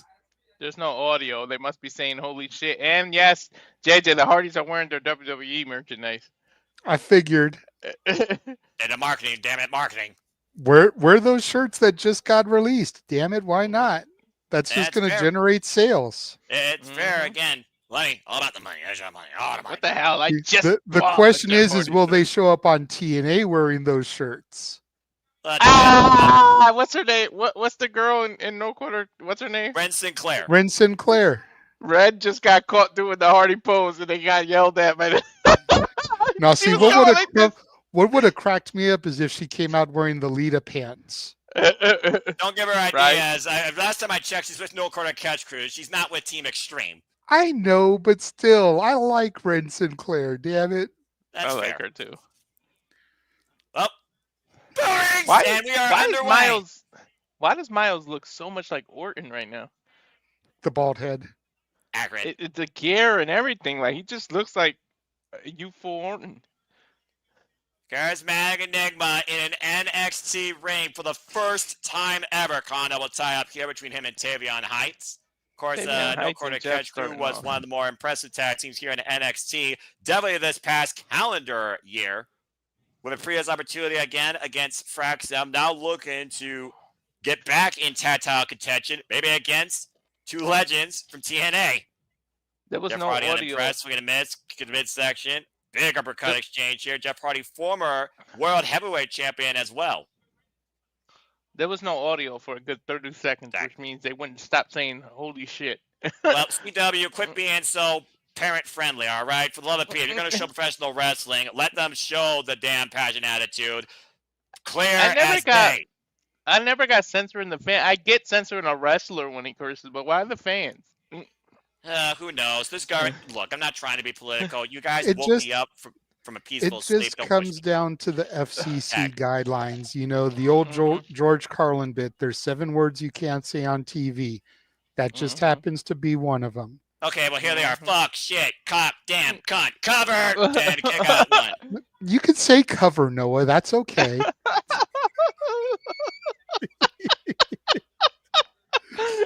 broke them. Oh, drop kick to the back of the head. You broke Walter. Cover 2. No. I love the three of us, man. It's We're something 3 special. caballeros. Yes, 3 caballeros. Well, again, folks, stay tuned for this unique 3. Not only to be part of City Predicting, but we'll be back here in a couple of weeks for NXT Roadblock. Again, this card is looking very stacked, as we'll see soon enough who will stand and deliver all the way to WrestleMania. While the Hardys look right now to come in here and make a statement and send a message to the current NXT Tag Team Champions. Right now, Myles Borne trapping at Jeff Hardy's left arm. And again, Win Sinclair and Charlie Dempsey, the former Heritage Cup holder, at ringside. Did you see the I get Jeff Hardy's not the biggest man, but Tavion tossed him like he was like 80 pounds. The way he just tossed him in the... Like a sack of potatoes. Dude, Line Jeff tag made Matt Hardy. Jeff is 6'1", 225. He's not a little guy. Well, I mean, No, again, not we at saw all. what Tavion Heights brought last year in Pro Wrestling. At the N1 victory. Tag made now. Here comes Borne, though. And, of course, the Hardys wrote the book on tag team wrestling, but what a maneuver by Tavion Heights. Myles, literally threw freaking Tavion in the mat. Yeah, just launched him and a little bit looking for a page of the Hardys playbook and paying for it. Giving Matt Hardy a critical moment to make the tag. And, of course, we know everywhere the Hardys gone, tag gold has followed. But they have never been NXT Tag Team Champions as the originators follow up with the step up. And Jeff just used Tavion Heights for the poetry emotion instead of just Matt. Big DDT fob by Matt Hardy. Now Jeff Hardy looking to fly, wiping Myles Borne up and over the clothesline on that elevated walkway. And the Hardys are in full control. Which the Hardys are used to this. This is exactly like the TNA setup. Mm-hmm. Feels like that same passion to hold that fault, Walter, because Jeff Hardy and Matt Hardy looking for another. Oh, man! Oh, my God! Poetry emotion from the outside in. Yeah, from the What he outside said. of the ring to into. That's crazy. Look for the twist of fate. Myles Borne counter to power slam. Borne with the Jesus. cover kick out. There is no risk. There's no risk Jeff Hardy isn't willing to take.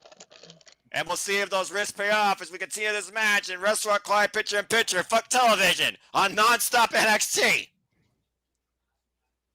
And Myles and Borne making the tag now out to Tavion Heights. The explosive nature of No Quarter Catch Crew, though, this duo particularly has been something that has always really impressed me about them ever since they got their first chance. They had a championship. Covered by Tavion, gets a 2 count on Jeff Hardy. You talked about before, JJ, about the potential North Quarter Catch Crew being the ones deep on Fraxton, but it looks like now you're changing gears to the Hardys. Are you going just based off experience or name value or just giving TNA a bone here? I'm going off the fact that a few weeks ago, maybe even a month ago at this point, Matt Hardy cut a promo talking about them resurrecting the belt collector gimmick. And I think the easiest title for them to grab to start that would be the NXT tag team titles. Dag. You know, I think there's such storied competitors within the WWE lexicon. I feel like they'll get that pop from the crowd if they get it. And I feel like if there's anybody that Fraxium can lose to at this point, it's got to be someone like the Hardys. They've beaten everybody else. You just mentioned the NXT Tag Team Champions. They just made their way to ringside. Cover by Matt. Gets Do you think them losing has to end up in them breaking up? Can't they just remain a team? They can remain a team, but I feel like there's such a storied history between Axiom and Frazier prior to them becoming a team that they can run some of that back. And we've said a few times how the NXT men's division is lacking in the main event picture. A split up gives us 2 more single stars.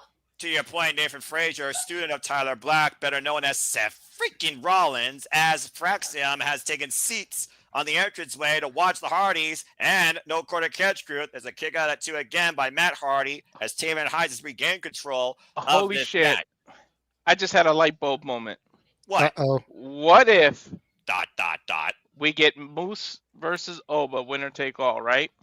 Yeah. We've got that. Oba wins the X Division title, Oh Lord. vacates it, and now we get an X Division match on NXT. Fraxium can be part of it. You have some TNA stars, you have some NXT, and if you save it till WrestleMania, you can actually have a X match on NXT. Why is the name Ultimate X. Yeah, Ultimate X match on WrestleMania for a vacant title because Oba vacated it.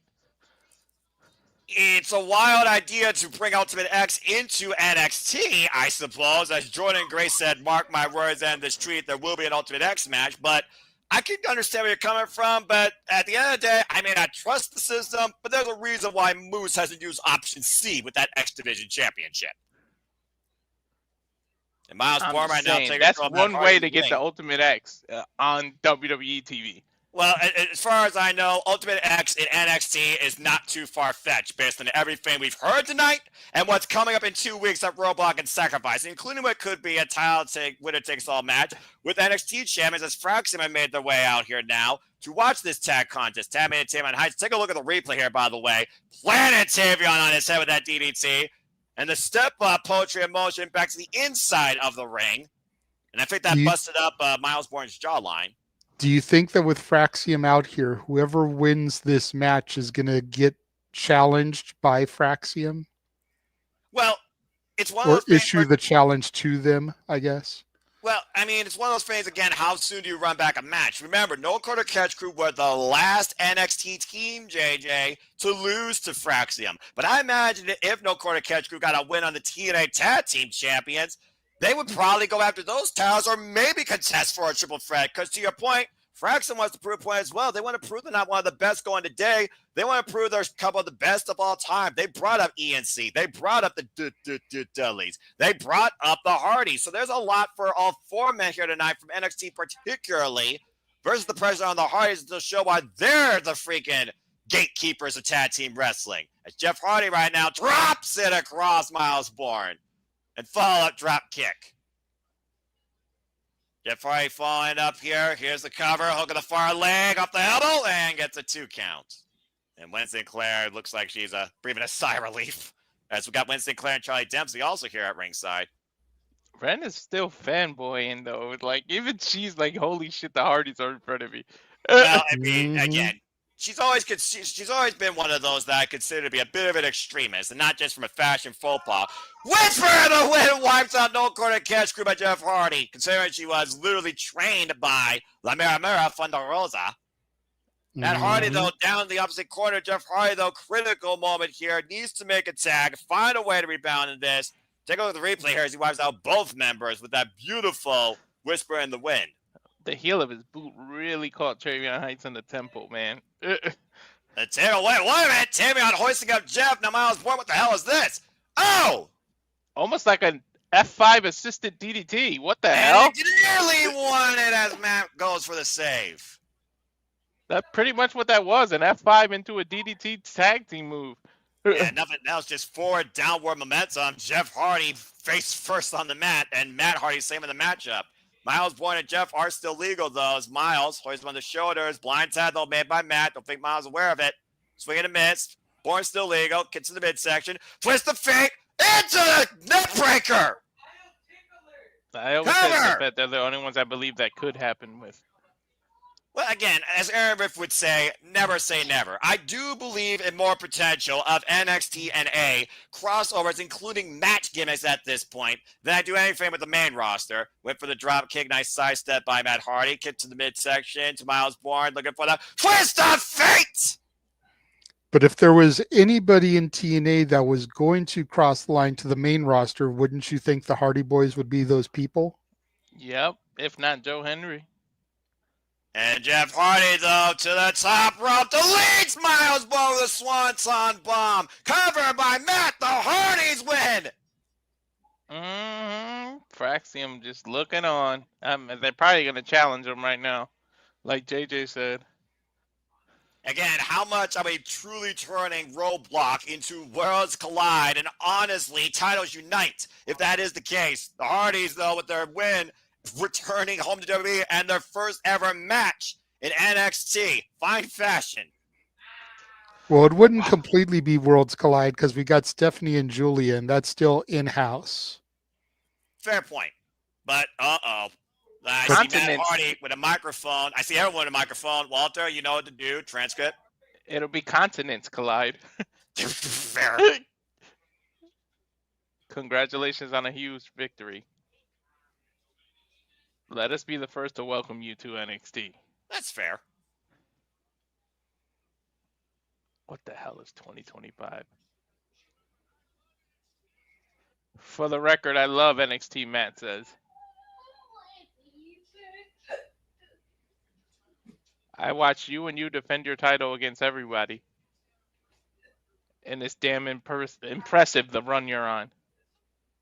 No argument there. Yep. Look at us. We're standing here as the greatest tag team in the world today. Coming face to face with the greatest tag team of all time. Oh, they're giving the Hardys their due. As they should. Yep.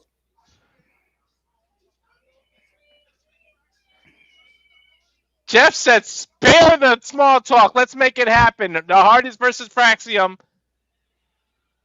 Well, wait a minute! at Roadblock. But And here comes the Team Morale, the Director Authority!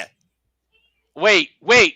This should be the one match they say for Sacrifice. Don't let it be everything. I agree. Yeah, but also, everything doesn't have to be Roadblock. I agree, but also welcome back Santino to WWE. Did he get his old Santino music, or Yes, is he he using his did. DOA music? Yeah, Yes, no, he he's did. got He got some Santina. Santino music. He got Yes. the old one. Oh man, I missed that. Santina. Oh man. Welcome home, Santino Morella. He's crying. He's As he he's should getting be. emotional. Good. Intercontinental champion. I love when that shit happens. All right, Walter, go ahead and transcript. I was listening in the back. This one you can do in a Santino voice if you want, because it's comedy. At the Roadblock, it's going to be Fraxium versus the Hardys. Come on, say title for title. And it's going to be for the TNA World Tag Team Championships. He put the TNA ones on the line. Oh. Wow. Santino Morella with a bombshell as Robot continues to escalate. We got Frazier versus the Hardys for the TNA World Tag Team Championships. A Okay. TNA title defended on an NXT PLE. Okay, so the TNA title will get defended at NXT. Mm-hmm. After the match, the rematch will be issued, and at Sacrifice, it'll be for the NXT tag titles. Yep. I can see it. Both teams will retain their respective titles, and then come Stand and Deliver, it'll be title for title. For title. Yep. Calling it now. You heard it here first. 9:17 p.m. Eastern, 6:17 Pacific, Tuesday, February 25th. This guy. The freaking Just be thankful Simply Predicting isn't for Roadblock, sir. Otherwise, we'd be going down fucking 5 hours of conspiracy theories, Right? twists, and fantasy booking. I'm glad that Roblox is not a PLE, but a TV special. That The feels like it should D'Angelo be a PLE. family making progressive commercials. What the hell? I don't care about this. I was Dude, going to we say- need a D'Angelo family Santino thing because the whole Italian shit. You know? Oh, good grief. Have Santino walk into the restaurant while they're eating. I heard That's they what have they're a doing good there at the Italian restaurant. food. Yeah. He's Canadian, but I do get what you're saying. Anthony Corelli, I met him live. 2019. Actually, if you listen to the interview that Ariana did, I Mhm. think it was with Denise Salcedo. She breaks down her entire genetic makeup, what her mom is, what her dad is. Just Mhm. because he's from Canada, he does have Italian in him. That's fair. And I think her mom has like Pakistani or something. Yeah, she did say Hungarian, something like that. Yeah. she's this real exotic hodgepodge of shit.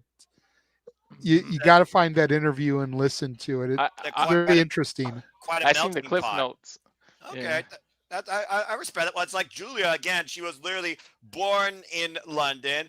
Half her family though Italian, the other half Japanese. Japanese. Literally a multicultural Mhm. trailblazer of the business that found her way in being accepted by the world through professional wrestling and unleashing any hostility she had through it too. So again, I think that's very cool. I really do find that very cool as somebody that's also Italian, Indian. I got all sorts of mix. I haven't gotten an answer to figure out what the hell I am yet. Maybe I'll do 23 I and did a later DNA on. test. I got so much African. I was like, sheesh. Mm-hmm. So you got so much African in you, huh? Fair Like enough. I knew it based on my dad, but I didn't know how much until I did that test. That's fair. But anyway, again, we'll see what happens with Tony D when it comes to challenging Sean Spears and his hostility nature as we wait to come back here to NXT. Still much more to come. Full commercial break, fuck television. We got a moment to breathe. Santia Morale, you son of a gun! So now we got Roadblock for 4 championships on the line. 2 that are with NXT itself, the TNA Tag Team Championships, and now we have the X Division and the NXT Championship as well. Yep, 5 titles on the line, 3 matches. What the fuck is going on right now at NXT TNA? Don't know. Insanity! I'm actually kind of happy that they It's only beautiful put the one title. insanity. I do agree. Anyway, you were saying, But, Walter? Go ahead. I'm actually happy they only put one title on the line because every title being title for title would have been too much. Yeah, I think I that'd be a agree. little bit overkill personally. And again, Roadblock is the same week as Sacrifice, to JJ's point. Because after we cover Roadblock, we're covering Sacrifice on the freaking Saturday or Friday. So just for the record, I looked up Ariana on Wiki. Mm-hmm. It says that she is Italian, Pakistani, Métis, which is a mixed race of indigenous people whose homelands include Canada's 3 prairie provinces, which is Ontario, British Columbia, and the Northwest Territories, and Finnish.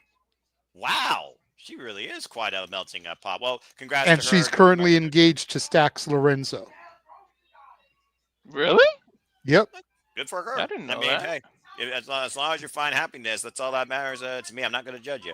They Just got engaged between Christmas and New Year's Eve last year. I remember seeing her post on social about it. So the kids are going to have a little more Italian.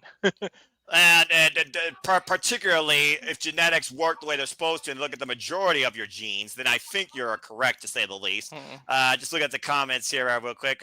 Again, Daniel, we're just glad to do it to you. And again, man, memories remains, always stay strong. Family is forever. Tomorrow's never guaranteed. Treasure today. Safet, good to see you here. And let's see here. Safet with the last thing here. These rumors are to be believed. Again, rumors. The Hardys might show up on the main roster while under a TNA contract. Kind of what you were echoing there, considering that the Hardys came in NXT and not in Raw and SmackDown, where, what's the Raw and SmackDown Tag Team Division Championships doing? Where's the card? Never mind.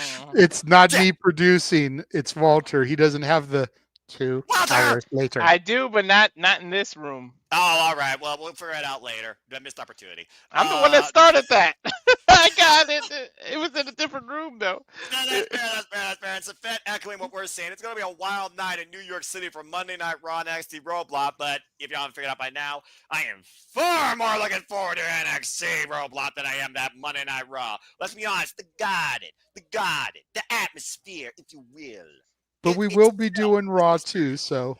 I know, and I know I'm assigned to Raw because I'm the storyteller, also the play-by-player. So I get it. But if people have been telling me Raw is a lot easier now, it's 2.5 hours, it's more streamlined. Maybe I won't think it's as long as freaking SmackDown was. So we'll play it by ear. I will give you that. With that extra half hour being cut off on Raw, I feel like it's better paced. It's still can give you those moments that drag, and of course, Netflix, too many commercials, fuck television, backstage segments, blah blah blah. But I do feel that it moves at a better pace than SmackDown does a lot of weeks. So, all right, well, I'll take your word for it. As we go backstage with Soruka and Zarya. All right, Walter, translate. What? What the hell is Piper Niven doing here? Is she here on behalf of Chelsea Green? Salute the hot mess, the U.S. champs in NXT. There it is, standing in front of. Is that So Ruka? Yes, that's so Ruka. Wait a Yeah. minute. Chelsea Green is supposed to defend that title. You don't Is she think she's not gonna defend this title at Roadblock, is she? she's not going to defend it against Soruka or Zari on SmackDown, is she? Why not? Let's find out. Let Soul Ruka snatch the soul. The whole thing this past week was about I want your soul. Let the soul snatcher come to SmackDown. Right. She said, "Why don't we try this next week?" What? Okay, so next week on NXT. Wait. Piper. We I do- didn't agree. We still have one more week before Roadblock, so We have a match next week, Piper said. Well, that was stupid. What were you thinking, Chelsea said? I don't know Why? what, but can you Why, imagine Piper? Chelsea and Mustafa in the same freaking faction? When Why, Piper, do you not keep your mouth shut? You're supposed to secure the champ, not put her at risk. Meanwhile, as we go back inside the ring, there is Miss NXT herself, Ariana Grace, being interrupted by, oh, good Lord. Well, I'm going to lose Walter for this match because, yep, it's Lola Vice against Ariana Grace in one-on-one action here. For No, you're not. whatever reason. You won't lose me. I'll stay. I'm professional honestly because- glad for this because Ariana Grace has not wrestled since she became the liaison to TNA. That's fair. So it's good to see that she's still going to be working matches despite her status. Mm-hmm. No, I'm gonna be professional because JJ can't watch it too. If it was just if y'all two can cover me, I would go all off on the gimmick. But Mamacita. In a moment, so we've seen Lola Vice in action, looking for a quick kick and a Damn. nice left jab by Ariana to Lola Vice. right Yeah, off it's been the at rip, least she a went for month. that tornado kick. Swinging a miss and going for another quick jabs by Ariana Grace here right now, beating It Lola is. to the kick. I think you're right. I think it is. I think it has been at least a body month. shot. And Lola Forget her Vice right legit- now just heating off those lightning fast strikes in the corner, those kicks and a vicious chop. Again, that MMA background. She was in Bellator. And we talked about her Bellator record, and might I add, still undefeated in NXT Underground. Her last major win, of course, against Jada Parker. And Lola Vice right now on the outside with Ariana Grace here, and it's one of those things also where everyone's lobbying now to become NXT Women's Champion, NXT Women's North American Champion. Big headbutt here by Ariana Grace on the outside, trying to take control back of this match. Again, like you said, we haven't heard from Lola Vice in quite a while. To my knowledge, like you said, it's been about a month. We haven't heard from her since, I think, literally the fall with her and Jada Parker. Since Jada Parker and her fell out, yeah. And Ariana Grace right now not very happy with Lola Vice interrupting the elegance of her entrance. Now trying to get a big win here. Lead by example, not just as liaison, but as a competitor. Nice neck breaker there. Did I hear Vice. you use the term elegance, Noah? Yeah. Who am I talking about versus insert name here? I think I'm one just- definitely deserves the word more than the other. Just saying. Hey, I'm just saying, we know Ariana's the liaison to TNA. We know Ariana calls all the NXT women her best friends. I don't know if I would call Lola Vice one of her friends, though. I think there's a little bit more hostility here than meets the eye with these two, even with the bell rung. Body shots here by Lola Vice while Ariana Grace still holds on the side. Hell, I ripped her down by her hair. Lola The elbow just drop wanted goes out action. the way. That's all it was. About to say, what were you saying, Walter? Oh! Lola just Lola wanted just action. wanted action. Yeah, she came earlier and said, I don't care if it's TNA or NXT. I need to have a match. Well, I guess Ariana Grace willingly sacrificed herself, I guess, or Ava Rain, I guess, must not have been impressed for her recent work, and Ariana begging off. Ass kick to the back, brings Ariana Grace back up to her feet. Oh, man! There's that back fist, that knockout blow. Buenas noches, Ariana Grace. By the way, anybody who thinks that's not a legit finisher, let me do a spinning back fist to your face and see what happens. Big win for Lola Vice here, returning to fine fashion in ring action here tonight on NXT. Wait, what the hell? What the hell's going on backstage? Is that Uh, no quitter catch crew? Oh, it's the That's no stupid- going to catch crew. They got wiped out. It's the Shield 3.0. What the hell? Yeah, it's the Retribution meets Shield faction. Okay, well, someone needs to literally put this Retro building on lock Shield. and key. Yeah, you know what Field though? Tribution. Well, before anyone says anything else, we had a bunch of renegade Timu renegades here, ransacking Hey, NXT. don't disgrace my name by calling them renegades, Noah. They're Guys, on what do your you think of brand, it? man. All right, you're the one calling them shield retribution. Anyway, fuck television. We got a full commercial break again. What they should do is, if they're gonna run rancid like this and have no rules, why not show up in TNA and beat people up too, right? You don't conform to anybody's rules. Start You don't doing bring that. away You want to rules, get but this group over. You're not gonna mess with that damn locker room. I was I'm just gonna saying, say, you want this group over, right? If we don't follow rules, we're gonna do stuff like that. Then you never know where we show up. Yeah, well, they did attack Moose earlier, and you never know we're going to show up. Yeah, we'll show up randomly on Tuesday night when you least expect it. Last week, they wiped out Robert Stone and wrecked Ava Rain's office. And this week, they wiped out the no-quarter catch crew. So eventually, someone's got to figure out what the hell's going on. Where's the cameras? Where's security? Anyway, great quick win, though, for Lola Vice, support on it, Grace. And yeah, that spinning back fist. I mean, it's been documented, of course, her Bellator background. Most of her wins were by knockout. Yep. And I've seen a lot. I watch a lot of UFC. I've seen a lot of people get caught with the spinning back fist. Yeah, Valerie Herrera is no exception to the rule. For those that don't know, that's her real name. Why Booker T doesn't know how to give you an actual analytical point sometimes when it comes to women in the ring. Anyways, we got a full commercial break here. Still to come tonight, Ricky Saints in-ring debut and tag match with Jalen Evans taking on Oliver Page and Wesley. And Trick Williams walking off very abruptly. I almost wonder if he's still looking for Eddie Thorpe or what Trick Williams' road to stand and deliver involves, and what's his roadblock? Good grief. You know, I wouldn't mind, JJ, you and I were talking about how he's not ready for the main roster.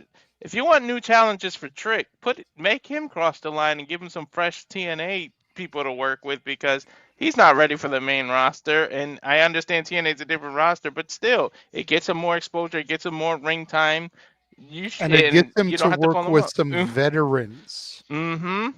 That's the thing that I don't think people understand about this is everyone's all like, well, TNA's sending over their best people, your Jordan Graces, your Joe Hendrys, your Mooses, your Hardy Boys, the Rascals.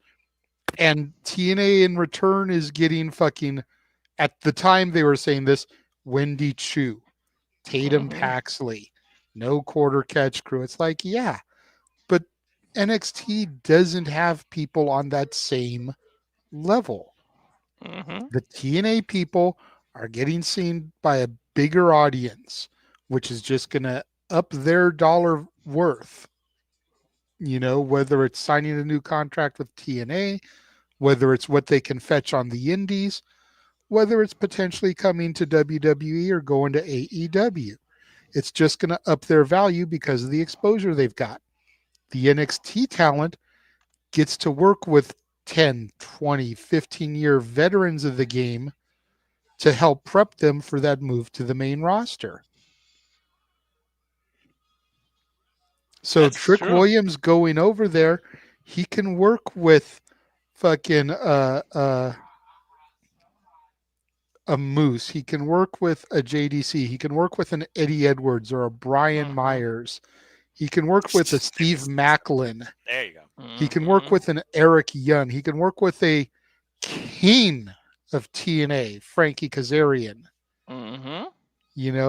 These are all people with years in the game that he can do matches with. Plus, don't sit here and act like Leon Slater versus Trick Williams wouldn't be a banner. I've been waiting for Javon Evans versus Trick Williams, and after that little begrudgment back there, we might be on the road towards that. But of course, we're on the road to WrestleMania that goes through Toronto this weekend. Of course, we come in the Elimination Chamber, and our kickoff falls will be 6:30 p.m. Eastern Standard Time, while the show starts 7 p.m. Eastern Standard Time.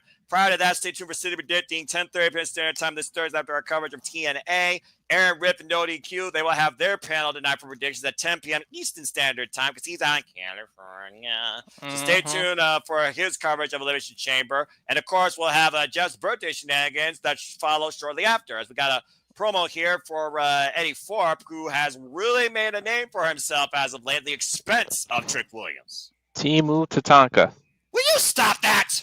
Damn. That's an You insult to know, the Tonka. I actually like Eddie Thorpe. I just wish he had stayed as a babyface. I'm still not completely sold on his heel character. I don't think nobody is, but you can't argue his underhanded tactics. He's created opportunity for himself, including fooling the GM, Ava Rain. But he really made a name for himself at Vengeance Day, whipping the hide off Trick Williams, straining the uprights in the end, and playing the former NXT champion and pinning him. Well, since no one really cares about Eddie, what do you think about that the Trick thing I brought up? Not only that, but the system can try to recruit him. Eric Young's Mhm. group can try to recruit him, like make him seem bigger than he is. Yeah, I think he could definitely benefit from going over to TNA. What do you think, Noah? I think anybody could benefit going over to a TNA because TNA is where you find yourself and also where you fine-tune yourself. Hell, Trinity was more over in her entire career in TNA than she is successful without Bianca Belair in WWE. But again, Eddie Thorpe right now looking for success here in NXT at the expense of Trick Williams. I think time will tell before Trick crosses the line, but it sounds like Eddie Thorpe, he has no problem going up against Trick once again. Anyway, though, like you said, Walter and JJ, catch me up. You have a lot of big effing news tonight out of NXT that don't even need a simple recap because we know what's ahead at Roadblock, to say the least. We go up to the upper area here with Ava Rain, who has been very busy tonight once again. Maybe she'll add something. Let's see. I have a few, she says.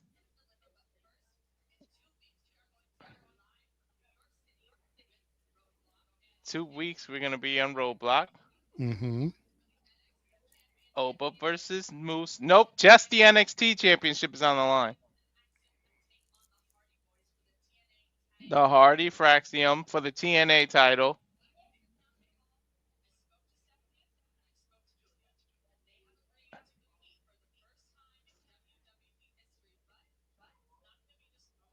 Huh?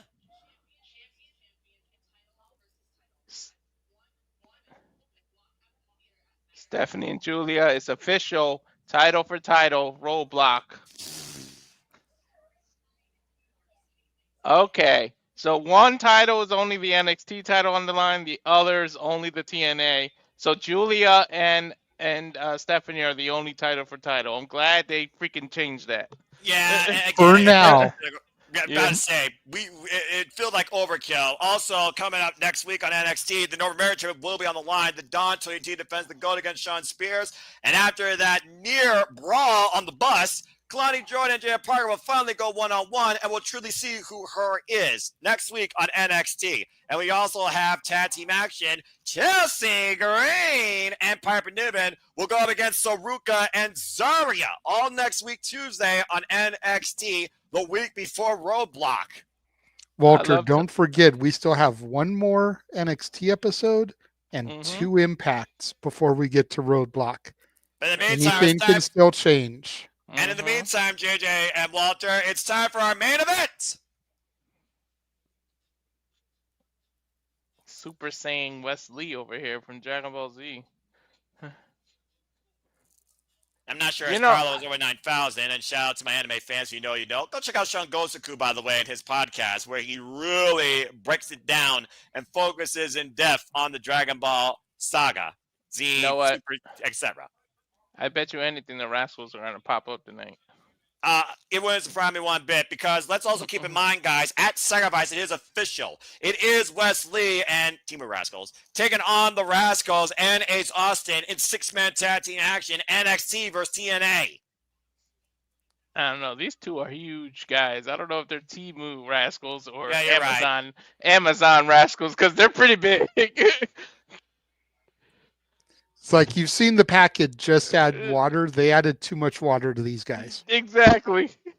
Yeah, but how much ego do you add to all ego Ethan Page when it comes to turning a man's smile upside down with a twisted grin like he did with Javon Evans, and Javon still comes back fighting? Of course, it was Ethan Page and Wesley that both crashed the party of the contract signing to the newest, hottest free agent, now part of NXT, Absolute Ricky Saints. Can these two even get along? You know how much ego is in the ring right now? I'm about to say, you just realized what you just said. I mean, just just on Wesley and Ethan Page's side, but then you've got absolute Ricky Saints, and you cannot deny that that man has got ego. Yeah, but it's an ego that people can actually appreciate and probably tolerate. We got another commercial break here. Fuck television. It's Ricky Saints and Javon Evans versus Ethan Page and Wesley when we come back to NXT. And the most humble man in this match is Javon Evans. Right? The young OG that's bouncy, that can barely smile as it is, because Ethan Page keeps breaking his jawline. And I don't know what the condition of that jawline is either. And is it just me, or am I still having a hard time getting used to Wesley with his hair?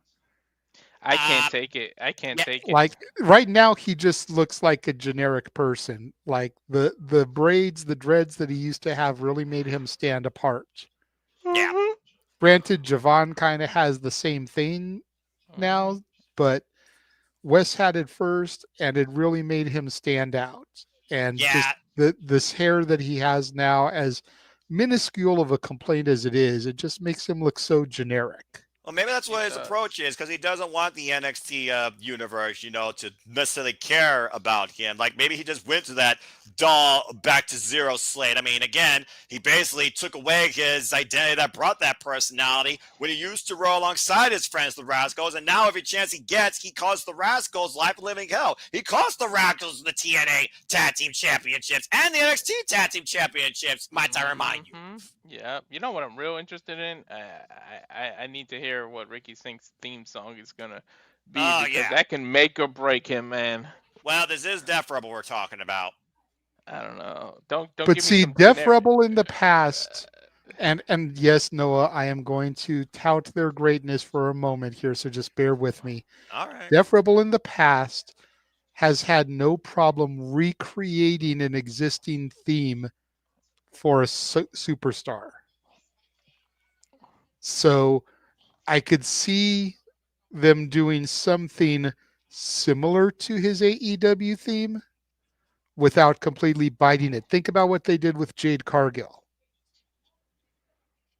Yeah. Her WWE theme is very reminiscent to her AEW theme. So if they do something and they give him something that's a little bit similar to that do do do do do do do do do that he used to have, I might not be that mad. I'm with my brother. As long as it's not some kind of generic remix to When the Saints Go Marching In, I'm good. I mean, again, it's Def Rebel. Enough said. All right. Like I said, I'm just going to leave it at that, because I already said fuck to one thing tonight 6 times apparently. So that's the score for NXT. So we know SmackDown still holds the record at 13. Okay, good to know. But to be fair, you came an hour late. Yep. Into the broadcast, and we still have probably at least one more commercial break. Don't. Most likely 2. Stop it! That's why I say at least one picture-in-picture for this match. Anyway, all right. I do want to share this real quick, Walter, if you wouldn't mind bringing this up to the screen. What do you got here? Oops. Oh! There's a company in Vegas doing a show that is a benefit for Chris Bay. Not a benefit, a benefit. I love that. I absolutely It will be on that. Triller TV March 23rd, and I'm thinking we add this to the schedule. I'm for it. And of course, each month it seems we add a different promotion. And again, guys, it is absolutely official. Stephanie Vaquer and Julia are going title for title at Roadblock Tuesday, March 11th in New York City, live on NXT. Get a rope. Yeah, reinforce the ring for this heavyweight fest as the NXT Championship is on the line. The ruler, Obafemi, defends the gold against the face of the franchise and TNA X Division champion, Moose. That makes me think Moose might take the loss because of the fact that only one title is on the line now. At first, I was thinking some kind of a fishy finish, but... Well, again, it's also one of those things where we see Obafemi assaulted after his match by that, but we also know, again, Moose rolls with the system. That is a cool thing they just did when they showed Javon WWE 2K25 entrance and then merged it into real life now. That was All pretty right, cool. cross promotion. By the way, shout out to this venue again, the Brady City Music Hall, right here in my state, Ohio, in Cincinnati, Ohio. All right, here we Crowd go. on hand here again, professional wrestling. I love it for AEW, now NXT. DNA, Let's hear use what this building. song is. Let's hear what this song is. All right, fine. Last week they just used the NXT theme, and I don't even know what the hell that is. Lights go out. Here we go. Welcome to the evolution.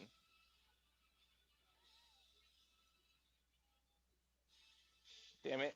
JJ called it. It's pretty much a remix of the AEW theme. Actually, this is kind of cool, though. Good presence. Welcome to the evolution. I like this theme. Seems like a guy walking down the high-class lane.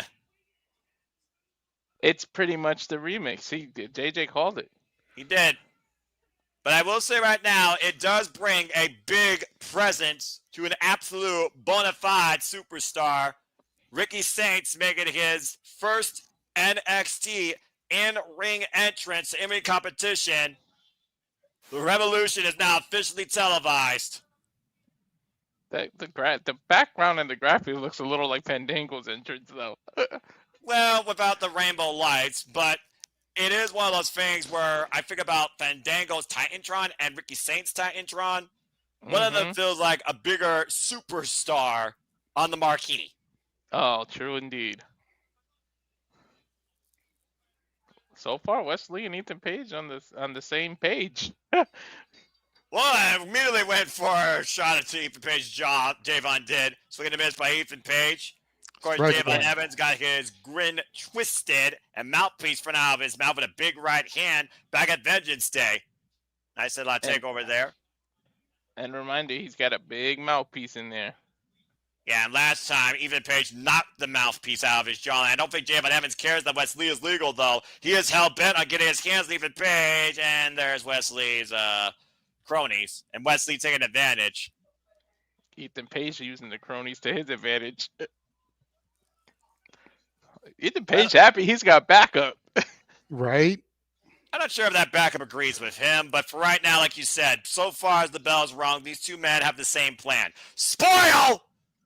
Ricky Saints in-ring debut as Wesley prevents the springboard cutter, and that boy still bouncing. Gets a schoolboy by Javon. Gets a 2 count.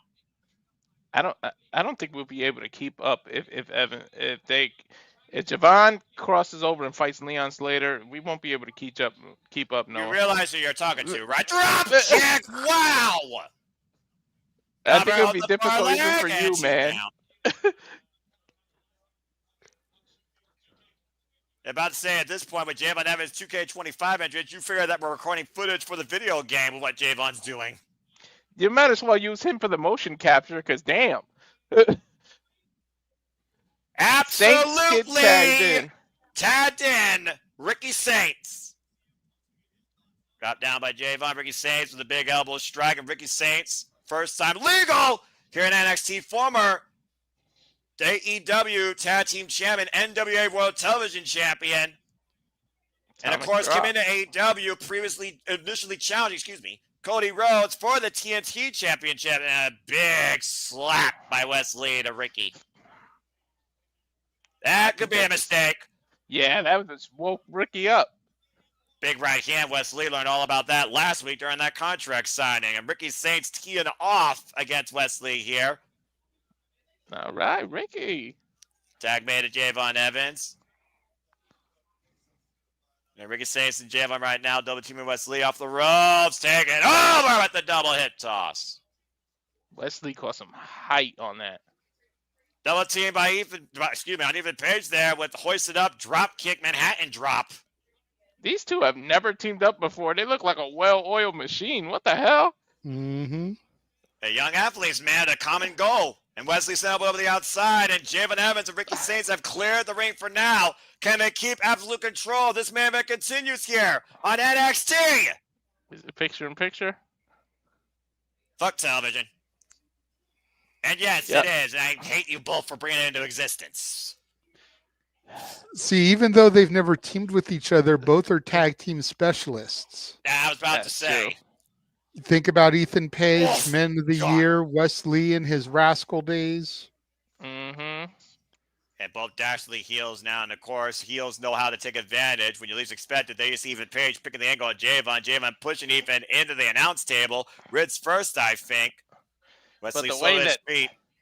The way that Saints and Javon are freaking doing double team moves, you would think they've been teaming up together for a while. It's just one of those things where you just find that natural chemistry, I feel like. And sometimes all it takes is a common enemy or a common focus. Again, Javon Evans, the young OG that's bouncy here in NXT. So much uprising potential. Endorsed by Randy Orton, I might add. And Ricky Saints, literally one of Cody Rhodes' best friends. Yep.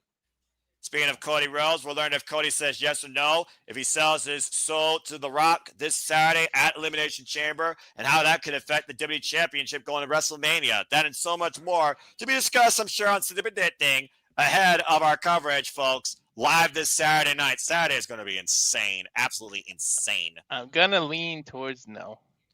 I'm going to agree with you because I just think there's at least 2 other people that will take that spot. Mm-hmm. I've counted 4. Okay. Well, again, save those thoughts, I'm sure, for our pre-show at the beginning or our call. Again, folks, it'll be JJ and Jeff on the call, particularly for Kevin Owens and Sami Zayn's unsanctioned fight. But you will have, of course, me and JJ and Walter for the duration of the rest of the night, where, might I add, folks, there's only 4 matches on this Saturday show, and that segment where The Rock will either get a yes or no. That's all there is for the Elimination Chamber. There was only 4 matches here tonight. Unless something gets added Don't jinx it. on SmackDown. Don't jinx it. We don't need anything else added. Look. If anything gets added, it'll be a single match. It's not like Tony Khan on the Rampage before pay-per-view adding 27 more matches and 5 free-for-all matches. Look, there's only one match that needs to be added, and it's the injustice done to the U.S. champion. That is Chelsea Green, who should be going home to Toronto, defending the title of America, coming home a Canadian hero, impeaching me again, preventing her from being in the Elimination Chamber. To be fair, that'll probably get some kind of pre-show added. If they did that. WWE doesn't usually do pre-show matches. That's true. Yes, they don't. That pisses me off because 2 hours, fuck that. But also, if you put Chelsea Green particularly on the pre-show in Toronto in a match, you are going to get a rant from me. As we are back here in NXT, absolute Ricky Saints in control of All Eagle Ethan Page, Javon Evans and Ricky Saints taking on Ethan Page and Wes Lee.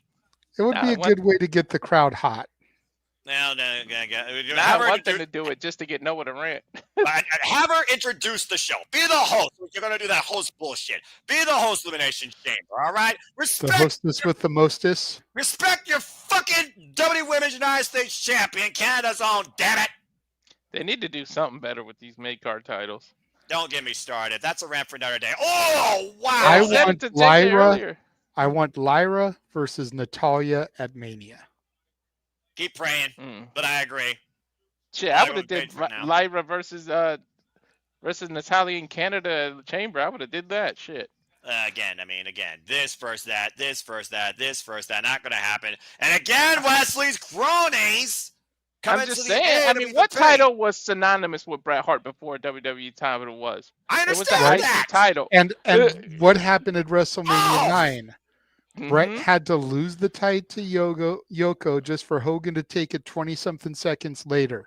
This would right that injustice by having Natty win the IC title at Mania in Vegas. And there might have been injustice done to Javon Evans' spine with the Ohio skyline. Drop spine first across the top turnbuckle. Look at the Band-Aid on the nose from when Javon cracked it open last week. Or 2 weeks ago. Was that week ago or 2 weeks ago? 2 weeks ago, that was Vengeance Day. He literally busted Ethan Page's face, and Ethan Page hasn't forgotten.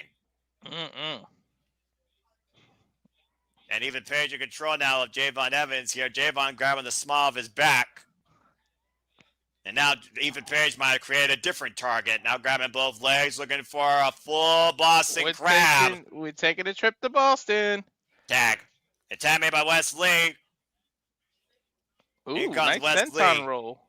Yeah, up and over. Once again, focus attack on the lower spine. And even Page, of course, the cunning veteran, 18 years plus in the game. Wesley, one of the most notorious NXT North American champions. Again, folks, that title will be on the line next week as the Dawn of NXT 20D defends against a very, I would think, dangerous and motivated Shawn Spears, who has got nothing but mental warfare right now on Tony D'Angelo and his family. Mm-hmm.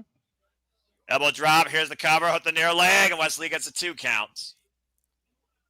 Even the family is wondering if Tony is right for doing this. Is he in the right headspace? Is he ready for this? I understand integrity, but he might literally be setting himself up for a defeat and losing the NXT North American Championship in the process. Some people feel that it's time for Tony to lose the title. Jack. I think he should to Shawn Spears. And Shawn Spears with this violent entity that follows his every whim now with the addition of Izzy Dame. We saw how that came into play last week on NXT. Driving the knees to Javon Evans' chest and Ethan Page hoisting up Javon. Oh, man! Tony Good D night! is Power slam! Kick out at 2.5 somehow. Tony D is another one I could see benefiting from the crossover because I don't think he's main roster bound either yet. So you can do that to refreshen some opponents and get him, because I really don't see him fitting into the main title picture right now with Moose and Ova and everybody. No. So, Even if like, he was Ova Femi's undefeated streak undoing, I understand. Oh! Nice corkscrew kick off of the ropes there by Javon Evans, trying to take advantage here. Critical moment of this match. Both men need to make a tag. Tammy Wesley, Tammy Ricky Saints. I was going to say, to your point, why Tony D was the undoing of Ova Femi's undefeated streak and proves he challenging the Dragunov for the NXT Championship. I don't think he's ready to lead NXT as the main player. Not with this type of guy now on the scene of Ricky Saints. Up and around with the tornado DDT to Ethan Page. And Ricky Saints absolutely in control. I see what you did there, Noah. Jumping elbow strike. Hoisted up Wesley to the world gutbuster. Saints is hyped up, man. I've never seen him this excited. Been a long time since I've seen this type of fire out of Ricky Saints. Spear!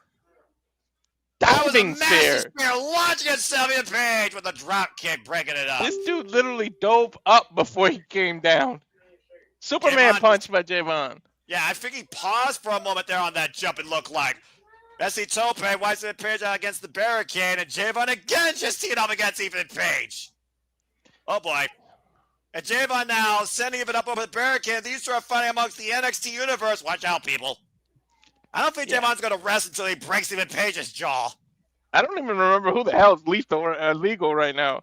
It is Wesley and Ricky Saints, believe it or not. This is turned into a one-on-one match. So much for a tag team main event, but I'm not going to lie. Javon's lust for Ethan Page's blood kind of saw that coming. Saints said, I like how they did this, though, because it's impromptu one-on-one. Basically, you get 2 for 1 out of Saints. Yeah, exactly, and Ricky Saints could pin a former NXT North American champion. Oh! Driven right down. And Saints now, maybe outnumbered, but he's taking it to everybody.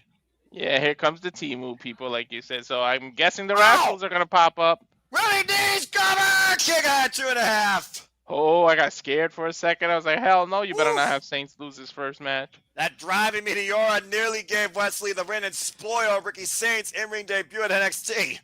Mm-hmm. Who do you think eats the pin on the other side, Wesley or Ethan Page? Well, Page is completely taken out of it. It's just Wesley. It's a one-on-one match right now. Javon's chasing them all over the arena, so yeah, but most likely Wesley. With the fact that this really boiled at the end of that contract signing with Wesley and Ricky Saints, this makes more sense because this right here looks like a one-on-one feud waiting to happen. After Wesley's done torturing his former Rascals, looking for the cardiac kick, and Ricky Saints able to block it, hooking up Wesley up on the shoulder. Nice way to catch him. And Rochambeau! Cover! Ricky Saints with the win! Oh, Wesley ate the pin. That's his finisher? Yeah, the Rochambeau. You don't remember that? Literally, the power slam off the shoulder. Yeah. Look at the way by he turned him over while he was on his shoulder. Impressive in-ring debut for Ricky Saints here, racking up his first win in NXT. Welcome to NXT, Ricky. Dude, that ref impresses me. He looked like he should be wrestling shit. I will say a lot of these refs nowadays WWE are using does seem better condition.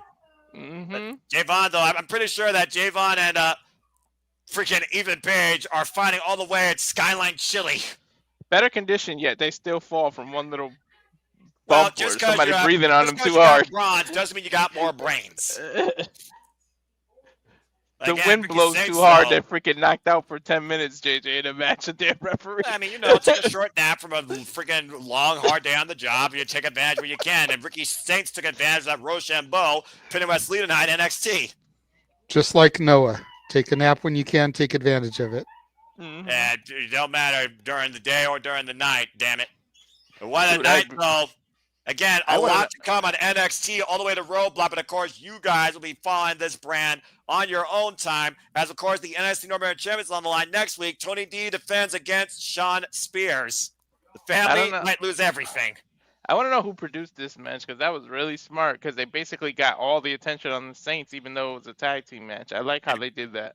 And who's going to get all the attention next week with Kalani Jordan and Jada Parker? Who truly is her? Also, Chelsea Green and Piper Niven in tag team matching against Soruka and Zarya. We might literally see the next challenger for the United States Championship. They'll both get all my attention, tell you that much. But for now, all the attention belongs absolutely to Ricky Saints. The road to WrestleMania continues and the roadblocks ahead, but for now, NXT comes to a close. So for Walter Cruz and JJ Williams, I'm Noah Foster, and we'll see you guys literally Thursday night for TNA. NXT TNA is running wild, folks. We're just getting started. Brother. I'm so Good happy Lord. for him, man. Yep. Yeah, I have to say, Ricky Saints, Ricky Starks, Richard Starks, whatever you want to call him, the gentleman, the wrestler himself, belongs here and deserves this. You couldn't ask for a harder start of rejuvenation of a young man's career with so much promise. The sky's the limit. Yeah, absolutely. See what you did there. You Yeah, want to right. so we're making that official with the Chris Bay? We are, yes. I'm for it. I'm absolutely for it. So again, folks, the content continues to grow here as we cover all the wrestling and then some. Since we're having a different promotion each month, at least for one watch along. And yes, Walter and I will be back on a Japanese watch along at some point, whether it's Stardom, Marigold, or Noah, I assure you. The dates coming up though for the anniversary shows, 2nd and the 5th. They're work nights, so we'll play those by ear. But also, Sarah Kamatani, Tem Nakano, one of those two is going bye-bye forever from Stardom, literally in 2 weeks. So stay tuned for more on that. I'm sure I'll probably bring that up on the top 10. But again, we got a busy schedule. We'll be back here Thursday night covering TNA and then immediately transition to City Predicting. Elimination Chamber will be me, President JJ, Jeff, both. Maybe one, maybe neither. Don't know. You never know. Life's crazy. So is technology. Walter Cruz. You never know who will show up and be part of Simply Predicting Anything But. And, of course, Friday, we chill. Believe it or not, Friday, we chill. Saturday, though, not one, not two, but 3 pieces of content. Super Reliable's Top 10 for February, WWE Elimination Chamber coverage, and the Jeff Birthday Shenanigans celebration hosted by the Renegade Wrestling, JJ Williams. That's all coming up this week on Simply Reliable Studios. Yep. Godly. And don't be fooled by the display graphic for Shenanigans. We will have topics to discuss. I just thought it was fun. Well, I mean, again, you're celebrating man's birthday, so I mean, God So I bless. picked some cartoon characters I'll give you decked up as wrestlers, you know. I'll give you that. A good old JM, Jeff Muddaff and Meacham. And again, thank you all for tuning in. I hope you enjoyed the coverage. Again, please PayPal the passions, support my friends, subscribe. And again, you guys, we do it always for you. We love doing this, but you guys encourage this passion and this coverage too for all the brands and all the biggest shows across all things wrestling. Child W fan. And I might go impromptu out of nowhere. You never know. That's always my simple YouTube channel. But that being said, does anyone have anything to say as far as a simple recap or hype before we give an absolute conclusion to the night? No, not really. Just sucks that we had issues on my side of things. Make sure you go check out No DQ's predictions for the Chamber, which is live right now. They wasted no time starting it right at the top of the hour. So make sure you check them out. And then, like Noah said, come back on Thursday to check out Simply Predicting with the three of us, Jeff, the Dominguez and maybe a guy that thinks that every match is going to be a great match and it's going to be a really great PLE show. Love you, Chris. And, and it's going to be really, really great. And I got, Where Christopher if you Ross, know, you're you one of a know. kind. Yeah, Christopher Ross, you're one of a kind. If you're being roasted here by the Simple Albert Studios, your family, bro. But shout out to Jeff Jarrett, Mark Griffith. Shout out to Ash. She's also welcome anytime. DJ. Yes. And even if they're not part of it, follow their content, folks, and follow them as well. Especially Ash on a renewed YouTube venture. Definitely give her a like and subscribe as well. But definitely subscribe to this guy, not this guy experience, even though if he might have a channel, I also respect him too. But literally, this guy, subscribe to this guy. Experience is on the no DQ predictions right now. Oh, well, there you go. He'll be able to plug his stuff in content as well. And again, say, the no DQ, even while he's in California. Aaron Rip will still keep you up to date with all the coverage you need and all the results you need for Elimination Chamber this entire weekend. But yeah, Walter, Subscribe. Any closing remarks? And yes, subscribe. That you want to say before we get this an absolute conclusion? Nope, just subscribe and I guess all we can say is thank you and good night. Well, so I guess I'll go ahead and do the sign up as I always do. So again, folks, it's an absolute pleasure always engaging with all of you across all things professional wrestling. Damn it! As we bid you all for now, a fine adieu. So until Thursday for TNA, you know what I always like to encourage and leave you with. Make a positive impact in life and have a good night. Thanks for tuning in to Survivor Studios. This has been NXT.